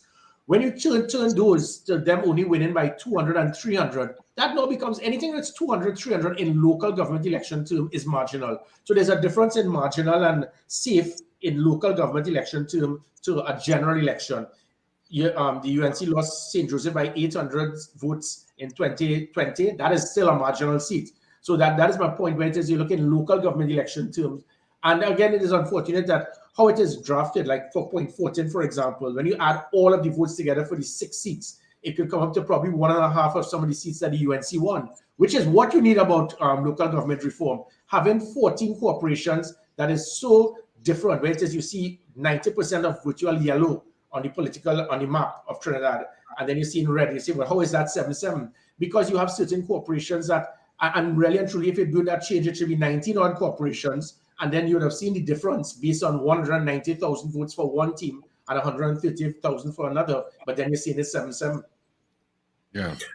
Tell me something. You when we talked about the poll, you said well, that's not your business. Basically, whether she is ruining her legacy or not, you're not getting into that. But you are aligning yourself with the UNC. If the UNC leadership was to change, does that force the NTA to reevaluate the alliance? Well, any political party or governance team that runs a political party, we will listen to the rank and file of the supporters, similar to what I did in the selection of the alderman. You must have communication. It can never be, which has always been the bad situation. One individual says, I want Gary Griffith as commissioner. Everybody, yeah. And then he says, okay, I changed my mind. And the same individuals get on like these trained seals in Orlando, and they start applauding, saying yes. There's going to be difference with everything that is done. On a regular basis, political parties must always evaluate and look and see what decisions must be made for those who support that political party and who want the development of Trinidad and Tobago. So as I said, what happens with the UNC? We are not going to go in there in any way. At this time, the person who is the political leader is working with us. My point of interest is that someone was one of two political leaders were involved in something that got 190,000 votes. And there's always this big debate as to changing political leaders. But what happened to the one who just got 130,000 votes? There's never a concern. And sometimes this is the way it is you speak about political maturity. Because I know several very senior officials in the PNM always want to have this man removed, but they are not going to say it. But in other political parties, everybody wants to be a spokesman. Everybody wants to do a press release. Everyone wants to make a statement. And that is your right. That is democracy. But I tell you, it is interesting that there's a demand for one to leave with 190,000 votes and another who was annihilated in Tobago 14-1, who just got 130,000 votes to 190,000, and you're not hearing anything. And that shows political maturity and discipline. We had Anita Haynes on yesterday, and we asked her about the drop in votes between 2019 to 2023 in the local government election, in what had been an intense campaign for both major political parties and the entrance of yourself as a political party, the NTA, PP, PDP, and about 12 or 14 independent candidates. However, in spite of the intensity of that campaign, votes dropped. Anita Haynes' contention was that the major political parties both needed to look at their campaign, because clearly they did not resonate enough to get more people out to vote, or at least equal to the amount that voted in 2019. Do you agree with that? That they were shouting at each other and not speaking to the people? Yeah, I think that is why the NTA, strange enough, the majority of our support base, the young voters, and that would be, and I say young, politically young, anyone under 40, I will say that as politically young, because those are the persons who are not caught up in in the house of mommy and daddy's PNM or UNC till they die, so you're going to tell us who to vote for. That is where the NTA got a lot of our votes. And it shows that type of politics, it is probably dying. It is not the thing of, let me keep saying a PNM or UNC till I die, regardless of the issues or whatever. And sometimes it takes people to sit back and appreciate the fact that, listen, those people who we are supposed to serve, they are sending a message to us. They're sending a message that type of politics we are not interested in. We are turning a blind eye. But it's not so much. I mean, when you look at it, it was a 34% voter turnout in 2019. It moved to 30%. Arguably, that is just about the same you will get in most countries around the world with a secondary national election. And in a general election, when people say we only get a 60% voter turnout, 60 to 65 is what you get for most developed countries. And but some would suggest the stakes are so much higher now because of what is happening in the country, and it was an intense campaign. So to say, well, that's what it is generally. No, it dropped. It dropped by quite a bit. No. I'm saying that I agree with you, Paul. I'm saying that is what it is generally because of people saying, look, that this is the same old. I'm seeing nothing different. I'm seeing, so there would have been that degree of disenchantment of persons saying, well, look, I am not here about this, the pelting stones and the attacks, and people want to know what can be done for me. And the sad thing is the older persons, they are getting less, they are getting more frustrated. They're seeing no value in it. And again, what I picked up heavily in that 4% drop, you would have seen the difference. The PNM drop went from 160,000 to 130. So there's 30,000 people from the PNM virtually turned a blind eye or voted for the NTA, some of them. But in the UNC's case, it moved from 200 to 190, not 170, because they keep using the 170. But remember, there was an accommodation that we got 31 seats that the UNC did not get. So you have to put that 190 in context to 200. So there was a 10,000 vote difference in UNC 2019 to UNC NTA 2023. There was a 30,000 difference with the PNM. So those 40,000 would have been the 4% difference. So 75% of that voter turnout would have been disenchanted PNM people who are saying, look, you see me, I'm a PNM till I die, but I can't vote for anybody else, so I'm just not voting. So for every 4 persons who did not vote in 2019 that voted in 2023, 3 would have been pre-PNM supporters from 2019. One of the interesting developments in the election, and I'm seeing now a development from that, is that, I don't know if to call him a nemesis, but Philip Alexander has now put out a statement saying that he's willing to work with all political parties in the interest of Trinidad and Tobago. That had not been his contention before. You decided that you were willing to work with political parties before the election, and you told us that the PNM was your first choice, but you were open to working with anybody in the interest of a better Trinidad. Yes, you told us that. No, I said that they were the first ones that I was able to communicate with, not about forming a political alliance, but a strategic working relationship to help the biggest concern in the country at the time, which is to reduce crime. So policy, working with the PNM as a policy matter to help the country to form an alliance with the PNM in a strategic way towards winning an election. That would be two different things. I just want to declare. Thanks. Do you think that then that your strategy, particularly as a new party, of aligning yourself with an established party was one that paid off, as opposed to now Philip Alexander now jumping on in that realm because he realized that, well, now trying to wait on your own as a new party is very, very difficult in this country? Well, Stevie Wonder and Ray Charles could have seen it and Philip Alexander couldn't have seen it. So that says a lot about Philip Alexander. Having said that, he actually spoke about forming an alliance with the UNC just before the local government election, and nobody really took him on when he said that he is willing to, unless they stand by his principles and all his blah, blah, blah. And he was ignored. Nobody really listened to that. So he did make something about that before. But the interesting thing is that most of his comments, probably about 9 out of 10 of his comments before the election was always to attack Gary Griffith and Kamala Persad-Bissessar, very little about the PNM. And that is why it is that he got that name, the PP got that name of the PNM team. They actually had persons in PP jerseys putting PNM jerseys over them. And still, after the election, he still spends all his time attacking political parties opposed to the PNM and very little about the PNM. In fact, he's now become the PRO for Keith Rowley, where he's attacking the Guyana government for being concerned about Keith Rowley's comment. He's concerned if Gary Griffith has a comment to make to Keith Rowley when he's the Prime Minister of Gulf. So he has become the PRO for the PNM. So it is really interesting that you're the virtual PRO for the PNM and now you're saying that you want to work with other political parties. You know who you want to work for. But again, I know the PNM stance and how they operate. They will rather work with Bin Laden than to bring PP on board with them. And so that's not going to happen. But the PNM has stated that they will always go elections alone anyway. So correct, yeah. They've always said that. That's their position. What's next in the next? Because as many political analysts and commentators have said, local government was basically the start of a general election campaign. You're gonna have a little rest now. We're going to Christmas, school opening, people focused on taking the children back to school, and then the approach to positioning political entities like yourself are going to move toward focusing on 2025. Is there a particular strategy you have in mind? Yeah, definitely. Well, the first thing you just spoke about with the political analysts, so many of them, Paul, and they call themselves political analysts, and I see them more as political opinionists, because 99% of the time, most of them, every single thing you say, you could see that there's a political bias to one party or another. Some of them will always criticize one party, always say good about another party. We really need to get proper political analysts. I'm not saying that there are a few. There are one or two that are very yeah. Again, I'm not going to because I call one or two names, they'll say, "Oh, so you find that I'm call two names that you think have credibility, you know, this who they have, you know." Oh well, yeah. Well, I've seen Ralph Maraj at times.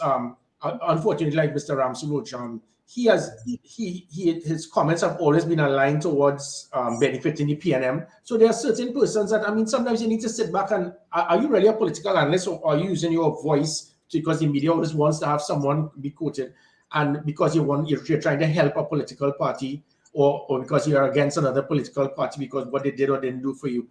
And criminologists, we have the same situation. We have criminal opinionists. Sometimes they are criminologists and they don't understand the role and function of a criminologist. So these two positions, it is unfortunate, and the media has to rush to them because they need a soundbite, they need a quote. And that is unfortunate because these are very powerful positions that persons need to be neutral, they need to be impartial, they need to be scientific, Paul, that word that you said that I used, but they're not. And if first to move on in the concept of criminology in even politics, it is hope that these people try to have some degree of independence and partiality. As it pertains to the NTA, as I mentioned, the main thing that we have, the cut and trust, will be that youth vote. That is where those persons under 40, mommy, daddy, you can't tell me what to do. They are persons caught into social media, into technology. They just want to hear what it is you can provide. That person that has the ability to change my life and make it better for me.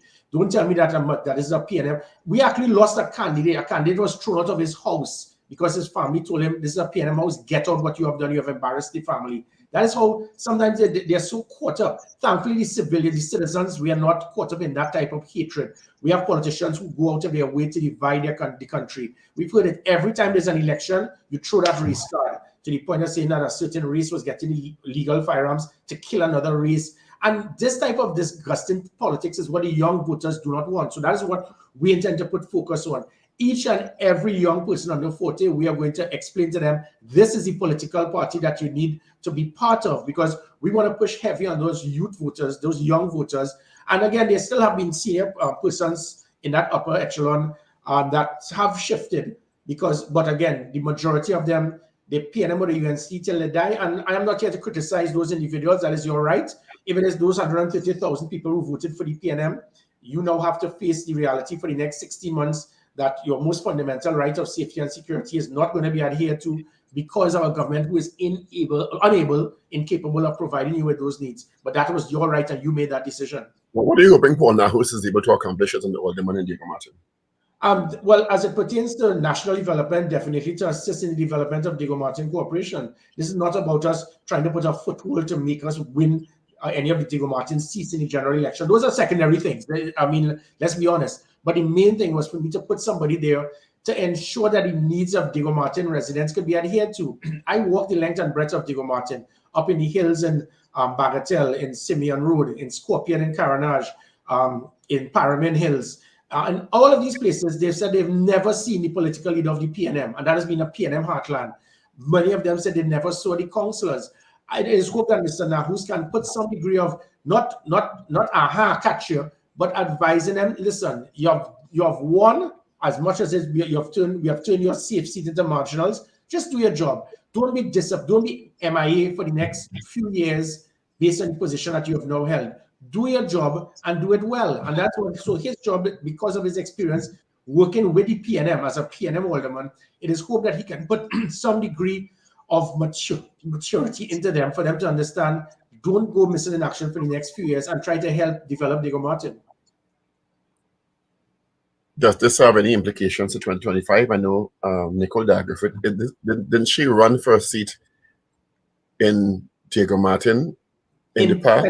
Yeah, in 20, and that's the excitement of Diego Martin politics. And when the UNC is on its own in Diego Martin seats are safe seats, as safe as even Port of Spain. So like in 2001, 2002, 2015, 2020, PNM versus UNC, PNM would have won by 8,000 votes. And it's just interesting, the 3 Diego Martin seats, it goes across the line, 8,000, 8,000, 8,000, PNM versus UNC.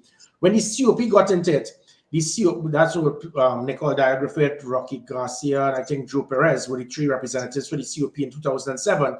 They all got roughly 5,000 votes to the PNM's 8,000, and the UNC got about 1,000 or so.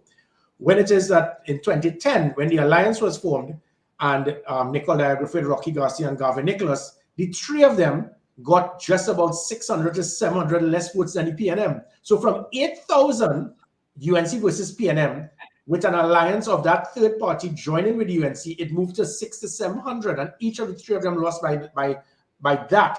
And one of the things, my biggest concern with that 2010 was the disregard that the governance team of the People's Partnership had in Diego Martin.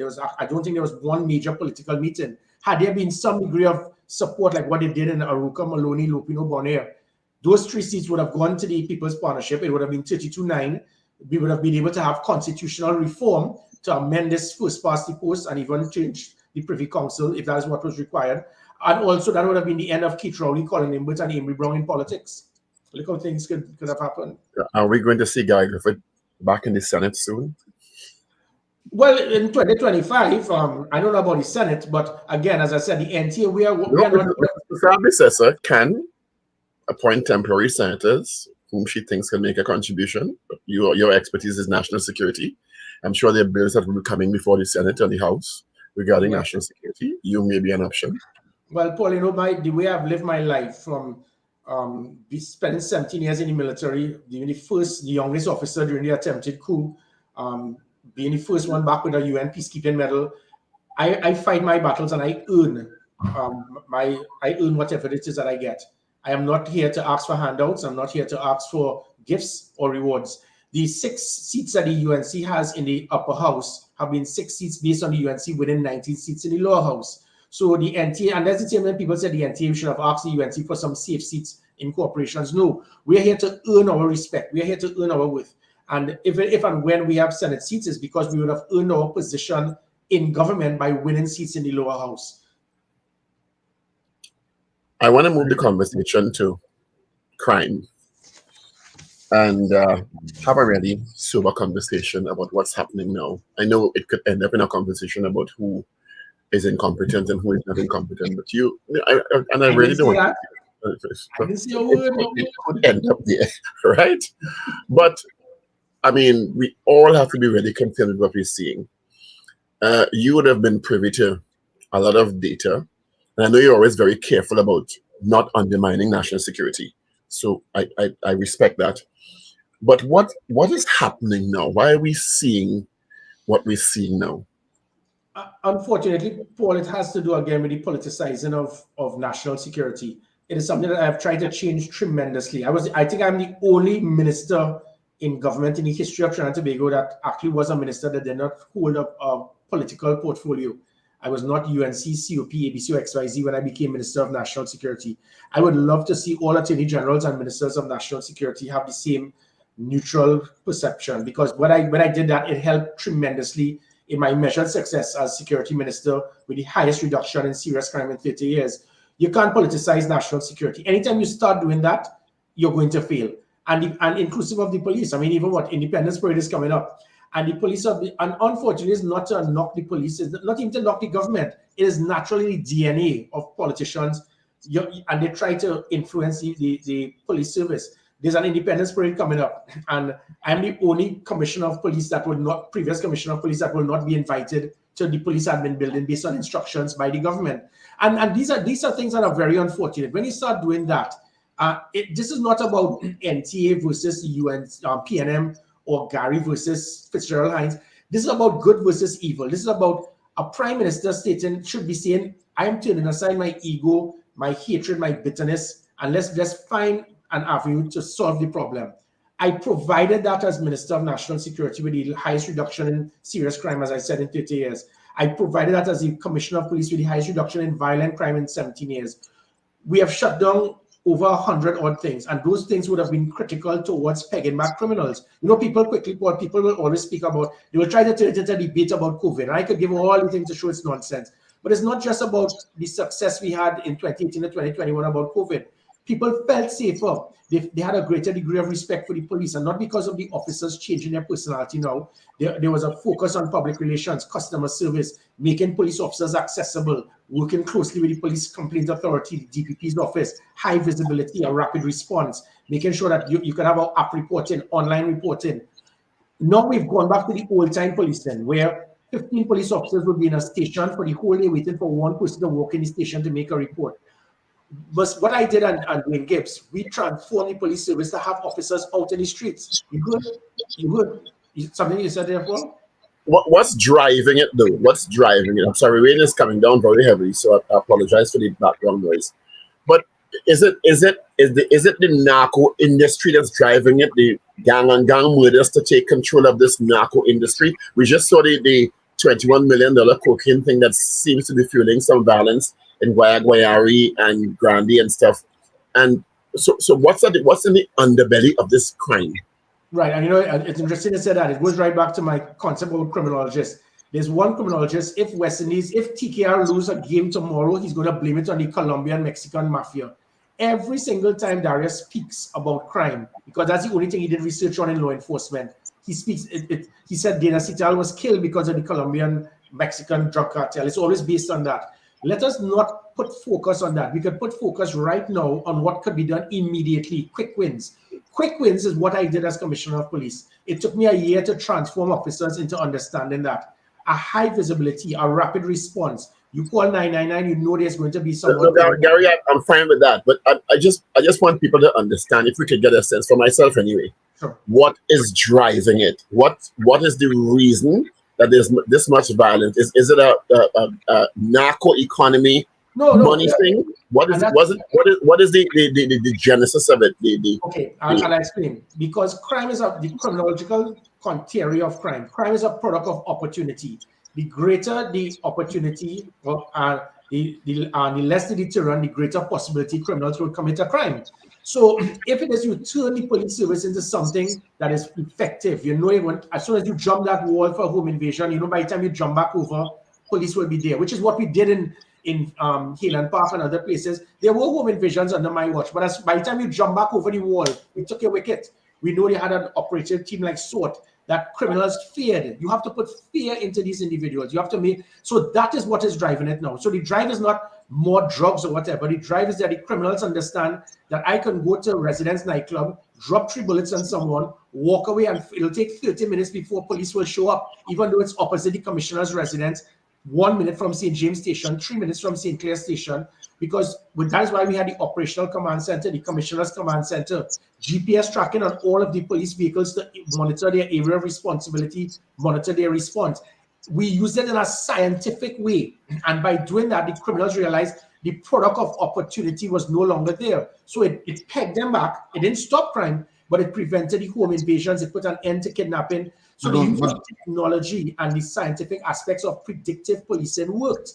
When you those things still like in existence, the operational center, etc., and they still no, they've all been dismantled, because had these things, and again going back to even 2013 when we had the Commission of Inquiry into the attempted coup, it was to form a national operations center to ensure proper synergy between different arms of the protective services. That no longer takes place. It has now been assigned to the SSA, which is as ridiculous as you could get, because that NOC could have been beneficial in dealing with natural man-made disasters, even the Paria situation where everyone twiddled their thumbs for several hours And so the NOC was something that was critical. The Operation Command Center, we were watching all of the police vehicles, so we can then tell a police officer, why is your car parked up at this house for the last 2 hours when they're supposed to be on patrol? Why are you driving 80 miles an hour on Rice Road 4 p.m. on a Friday when there's no distress call? It means that you're using a siren to overtake. That is how you measure performance, make police officers accountable, make them accessible, getting the public to buy into them, giving more information through the app reporting, the online reporting. That app was the biggest app they had in Trinidad. We will get and Tobago. We were getting information to prevent crime from taking place. That has been shut down. Now what they're doing is to put numbers to make it cosmetic. They've been virtually shutting down dozens of rare echelon units such as cybercrime, the white-collar crime unit, getting these officers to go out on the streets, which is not the way to go because these units are critical towards ensuring the success of the front line. So that's it, Paul, in a nutshell. The product of opportunity, the criminals now see that they can do something and commit the crime because there's not going to be a visible presence. Does the police have a manpower issue, or is it a management issue? Not at all. The establishment is about 1,500 less, and that is not the fault of the police service. When I was Minister of National Security, I understood that because you bring in a batches of 100 every 6 months, sorry. So you have 200 a year, but you lose 200 through retirement, suspension, death, and resignation. So you're never going to get to that full establishment if you keep doing what you're doing. As the minister, we changed it to 3 batches of 300 by moving outside of the police barracks because it could only hold 100 per batch. And all of a sudden, had that continued in 4 years, we'll have a full establishment. But this was one of the hundreds of things that Gary Griffith, as minister, they shut down, and also as commissioner of police, they shut down. So we are never going to get to that full establishment. Having said that, it is not about increased quantity, it is enhanced quality that is required. Because on par with police officers in relation to our population, it is among the highest in the Americas. So it's not that because we are short 1,500 officers, we are having a problem. We had the same number of officers in 2021, and people were complaining that Gary Griffith had too many blue lights, too many sirens. A few moments later was not accidental. So it is how you utilize these officers, it makes a difference. I mean, it's a very depressing period, I think, for a lot of Trinidadians and Tobagonians with regard to the crime situation. And I'm not even talking about those here. I'm talking about the diaspora too, who are concerned with where the country seems to be going with regard to crime, and not understanding how did we get to this place, because we didn't seem to be as violent a country for when a lot of them were growing up, and all of a sudden we have transformed into being quoted in the top 10, with murders, and be on track to have at this point to equalizing at least, or being very close to, if not surpassing, the murder rate of last year, which was a historic high. Yeah, but sorry. And I just don't know. I mean, I think citizens are just, why is there no dent being made in this problem? Yeah, but the good news is it can change. The same way we were able to change it in 2013 and 2015, and then after governments changed. The same way we changed it in 2019 and 2021. People felt safe. 2021 was just 2 years ago. But so the point is, those things reignited. You reboot those things, we will put back the fear in the criminals, make them, they actually feel now they control drug blocks, they control areas. And one of the things that is also important is that aspect of taking away the rogue elements in the police service. When it is I push heavily with drug testing, with polygraph testing for officers in specific locations, a lot of those things have shut down now. And now we have police officers going back now, with intelligence, we'll have them going back and being transferred back to locations where I moved them, where they were controlling drug blocks and so forth. And I have all the information comes to me. And it is unfortunate, but these are the things that played a big part. When it is, police officers involved in linking with rogue elements in one area, you don't have the evidence to arrest them, but I have the authority to reassign them, to put them in a position behind a desk somewhere in the other part of Trinidad and Tobago that they can't do that damage. And all of those things played a part. As soon as I left, hundreds of transfers, they went right back to the location, so they control the areas. They are involved in some of them. The reports you got was they're involved in escorting, controlling drug blocks. Those are the things that could change, because, and this is not to knock, I'm talking about a very small percentage, But those individuals now have the authority, because what happened, I affected big business in the criminal enterprise, in the underworld of the police service. They wanted me out. They whispered in the right ears. And unfortunately, certain politicians, they listen to the last voice and they make a decision. And now the country is paying the price. But I said, it can change around. It can change.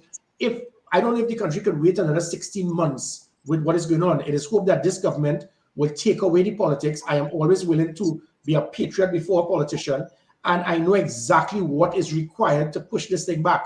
A quick point finally is about the border protection. I heard my political leaders spoke about border protection. I drafted the plan for the government of a border protection unit to assist in the problems of illegal guns entering the country. Keith Rowley spent all his time speaking about legal firearms. Again, 2 years later, 2 years since the Stanley John report and the audit report, not one person has been arrested as it pertains to bribery or corruption or extortion to get a firearm under my watch since I left. The 8 persons, 4 were whilst I was commissioner of police, because we did sting operations. 2 persons for signing my name on the without my approval, which is not bribery or corruption, and 2 others based on bribery after I left. So all of these lies about this massive well-oiled criminal industry, we have put so much emphasis and resources in the police to go on a witch hunt and a fishing expedition. 1.4 million citizens, 7,000 police officers, 55 firearm dealers, 4,500 got firearms, and not one has been arrested for bribery or corruption. But we had 70 officers spending time on that, but not one police officer has any emphasis on dealing with illegal firearms, which has contributed to 100% of all murders committed by firearm. We can't peg it back. Getting illegal firearms seized in Trinidad is not an issue. We will get them. But the issue is not manpower. Is the police service presently being effectively managed? That is for the Police Service Commission to decide. They were handpicked by a president who decided not to adhere to the law. So in that Police Service Commission, gentlemen, there's a financial consultant and a speaking consultant who have no knowledge whatsoever in law enforcement.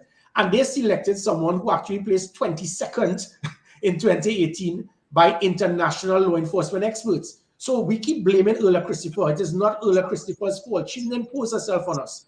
That Police Service Commission needs to account to the country. And they should all resign by what they did in their selection process. Erla Christopher was of value to me as a DCP admin. There's right now, probably 20 years ago, an Erla Christopher or Stephen Williams is what the country would require. Now what the country needs is a very highly tactical, strategic, operationally trained police commissioner who understands strategy, tactics, dealing with law enforcement, dealing with counter-revolutionary warfare, which is why Jamaica selected a lieutenant colonel in the army to be their commissioner of police. Different times will cause for different types of leadership. Now is not the time for garbading, holding a cane, and singing Kumbaya. You need to take the fight to the criminals, and that is the type of commissioner that was required. If it's not me, there are others who can do the same type of policing. The administrative behind the desk is not what we need at this time. Gary, thanks for being with us. We appreciate your time and your always willingness to engage with us. Have a great day. We're going to pause for the news, and after the news, we're going to extend a bit because we're going to have Marsha Walker on to talk about her recent pronouncements. News is next with Avril St. Hilbab Lynch. This is your news bulletin from Power 102 Digital. The NTA has achieved quite a lot in the local government elections, according to the party's leader, Gary Griffith. He stated that the party got a measure of success by making inroads in PNM-controlled areas. He also said that this says a lot about a party that is less than a year old. He made the comments while speaking on the Power Breakfast Show on Power 102 Digital this morning. He claimed that seats in places like Arima, Tunapuna, Sangre Grande, and Piaco received fewer votes for the PNM because of votes taken by the NTA and UNC. Separately, on the issue of crime, Griffith said that if the police service is turned into something that puts fear in the hearts of criminals, then crime will decrease. He said the NOC that has now been assigned to the SSA could have had a significant effect on the crime scourge affecting TNT since it provided information on criminal activity that helped in stopping crime. He also explained that officers are not being utilized effectively since there are enough police officers to put a dent in crime. He said criminals now feel they control drug blocks.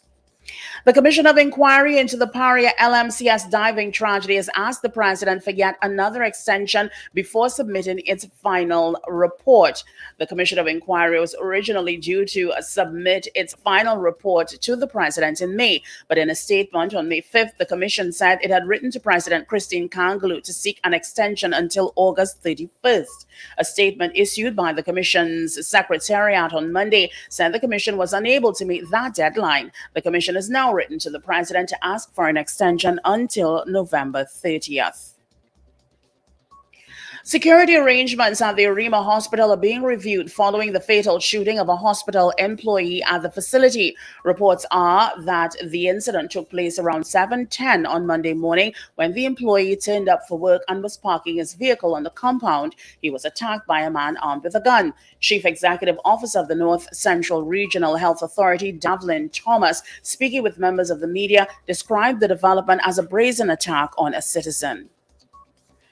The Ministry of Health is reminding the public of very high temperatures that they can be dangerous and advises the population to take the necessary precautions to safeguard their health. It is appealing to the public to stay hydrated by eating fruits and vegetables, at least 2 to 4 servings of fruits daily, and eating vegetables with every meal. Drinking at least 8 to 10 glasses of water daily, avoiding drinks with caffeine and alcohol, avoiding strenuous exercise during the hottest times of the day, usually 10 a.m. to 3 p.m., staying indoors or in shaded areas when possible, taking frequent breaks or using hats and umbrellas while working outdoors, wearing loose-fitting, lightweight, light-colored clothing, wearing sunscreen with SPF 30 and above.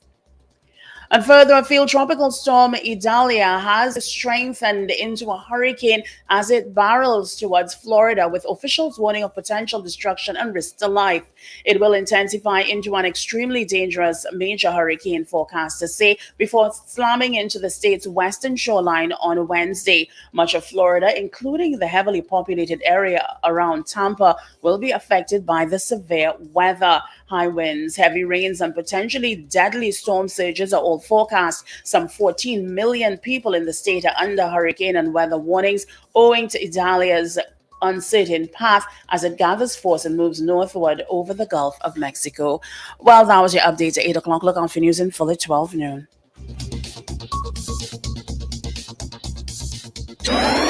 Up to date and credible. Power 102 Digital. All right, it is 3.5 minutes after the hour of 8 o'clock. Thank you, Avi, for our news brief.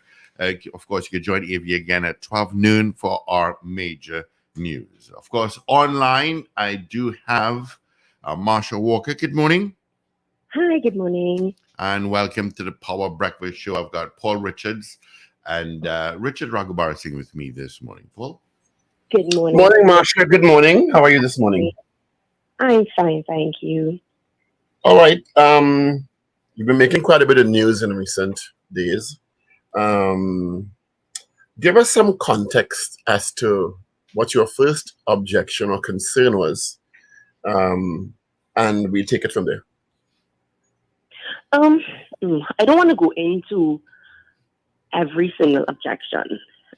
There is a balance that I am trying to find in terms of airing all our parties' dirty laundry in public. But in this particular case, it would have started with a resignation, which I actually did privately. It was not a public post, Facebook post, or anything like that. The resignation was not sent to the media or anything like that. It was an issue that I raised over the last year, and I felt as though I was being ignored, and the issue was not being handled.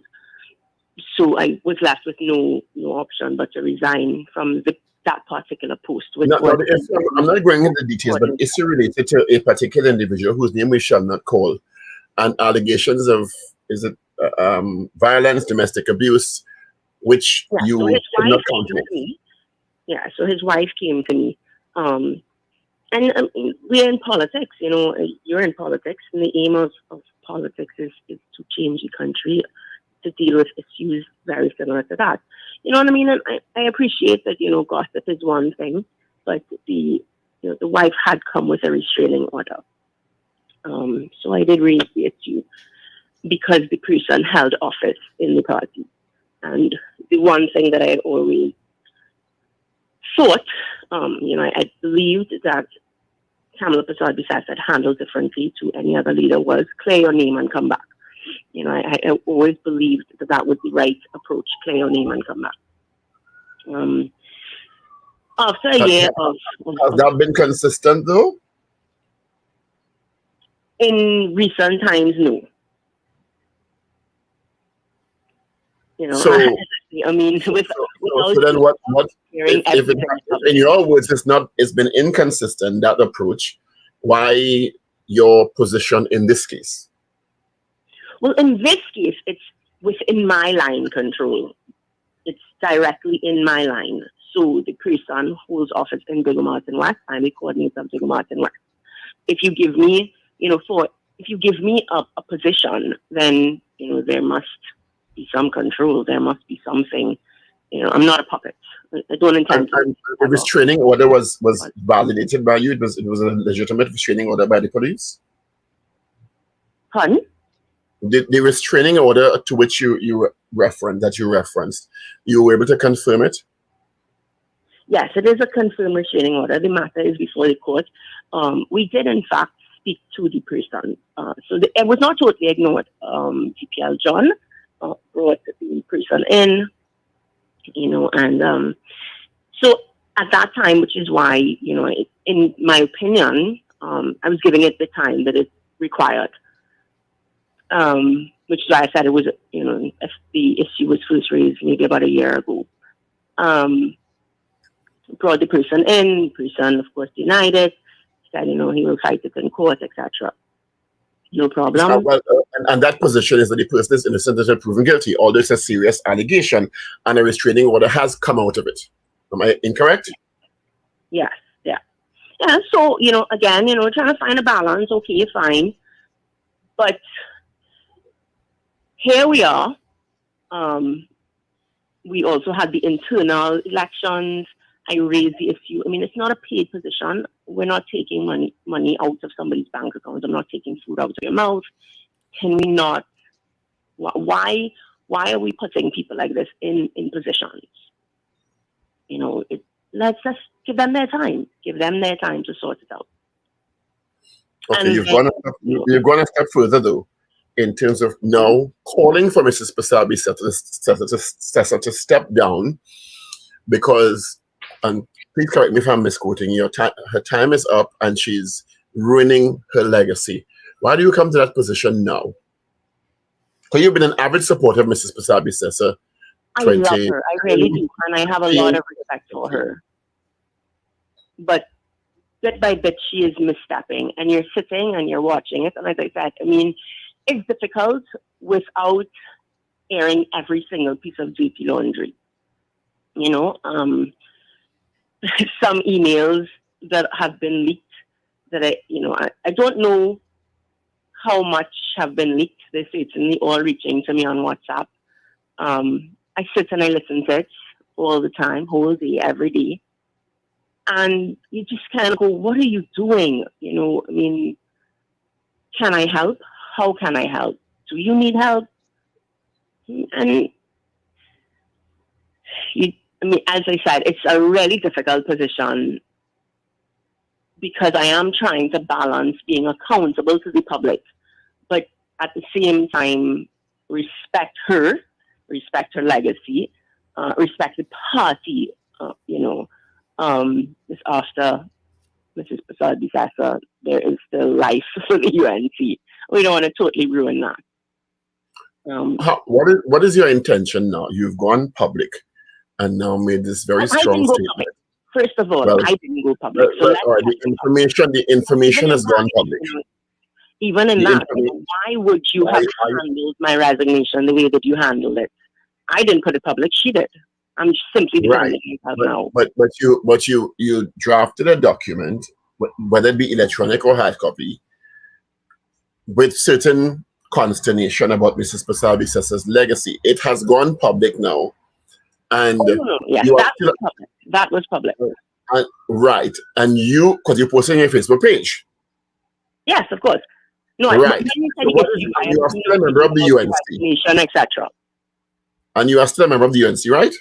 Yes, I am still a member of the UNC. How do you intend to continue moving forward now with this new move? Well, internal elections are due next year, so I will exercise my right to vote.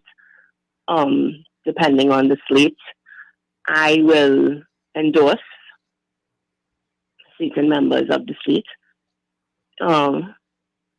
We'll take it one step at a time. As for now, I gave my opinion publicly.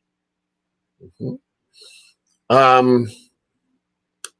So what's next for you? Because now some may suggest, given the potency of your suggestions, ruining legacy, time to step down, you may be in the political doldrums.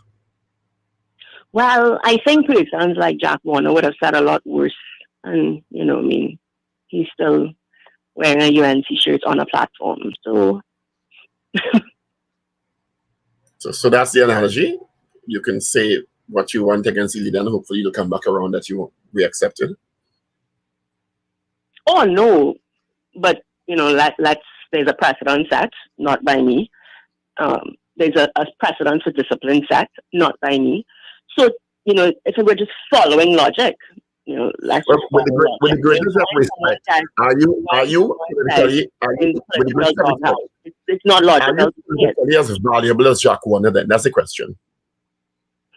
Well, we'll see. The low voter turnout, the loss in Arima seats, the loss in Port of Spain after going wherever and all the motor cube. We'll see about value. Well, the UNC still has 7 corporations and has made inroads according to all reports. So some may argue differently. They've lost inroads, exactly. And we cannot fix what we do not face. So if we believe that to be making inroads, then we're in a bad place. The lowest voter turnout when we campaign to say don't vote is a campaign to bring people out. You asked the country to send a message, and they sent a message, unfortunately. Well, that message was sent to both parties. Exactly. Yes, exactly. It was. The message was clear. We don't want Keith Rowley, but guess what? We don't want Kamala Prasad-Visesa either. That is what the lowest voter turnout in 43 years said. In the face of us wearing a pin and shouting and chanting, don't vote. That's what the campaign was. The campaign was a call for persons to stop complaining and get out there and vote.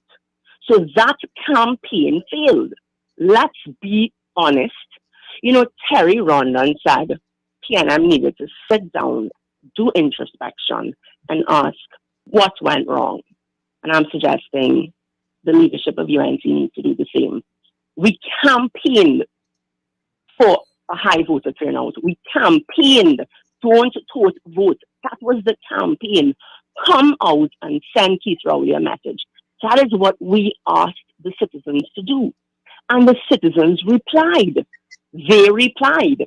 And if we genuinely care about the citizens, we owe it to them to listen.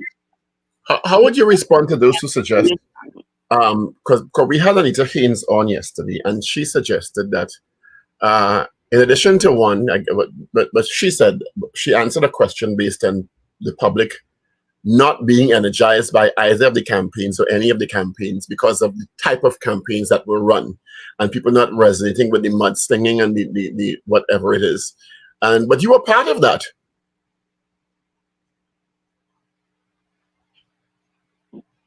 Marsha? To disagree? Well, I can disagree. I mean, I would like to say that mudslinging I do not do. But you didn't do it. You may not have done it, but you didn't voice opposition to it while the campaigns were happening. Well, I voiced opposition to Jack Warner, and I was noticeably absent from meetings. So I think in my own way I was voicing objection. What's next for Marsha Walker? I continue to fight. I never needed a title. I didn't have a title. In fact, in 2020, I wasn't told thank you. In fact, the next morning, I had a box of masks that was donated to my campaign. We would have had the mask mandate at that time, and I decided I would go and give away masks and hand sanitizers and all those things that were left over from the campaign. I was told that I cannot do it because I'm no longer a candidate. I'm officially a nobody. I found a way to continue to serve. I never needed a title to serve, nor did I need UNC for a platform, and I will serve the members, I will serve the country, I will serve the citizens. Nothing has changed other than the fact that I have no title. And you're still a member of the UNC officially? I am still a member of the UNC. I still do believe that in terms of foundational values, all of those things, I do believe that the UNC is the best vehicle. A good version of the UNC versus a good version of the PNM. So let's talk, because the country deserves better than, the lesser of two evils. Let's talk good PNM versus good UNC. The UNC outperforms their policies, the whole foundation is a better vehicle. What I'm committed to doing is making sure that the population has the best version of UNC come 2025. Marsha, thanks for being with us. The population deserves that. I appreciate your time and your conversation. Thank you so much. Thank you very much for having me. All right. All the best to you. You too. Bye-bye. Thank you. Bye-bye. Right, of course. All right, Marsha Walker. You all have a great day. Be safe. It's rainy, so it's going to be cooler today. Thank God. Thank goodness. And happy Independence Day. When we see you tomorrow morning at 6 for the eve of the Independence holiday, right here on Power Digital. Have a great day. Be safe. All right. Thank you so much, Paul. All the best. I'll talk to you right tomorrow morning. All right.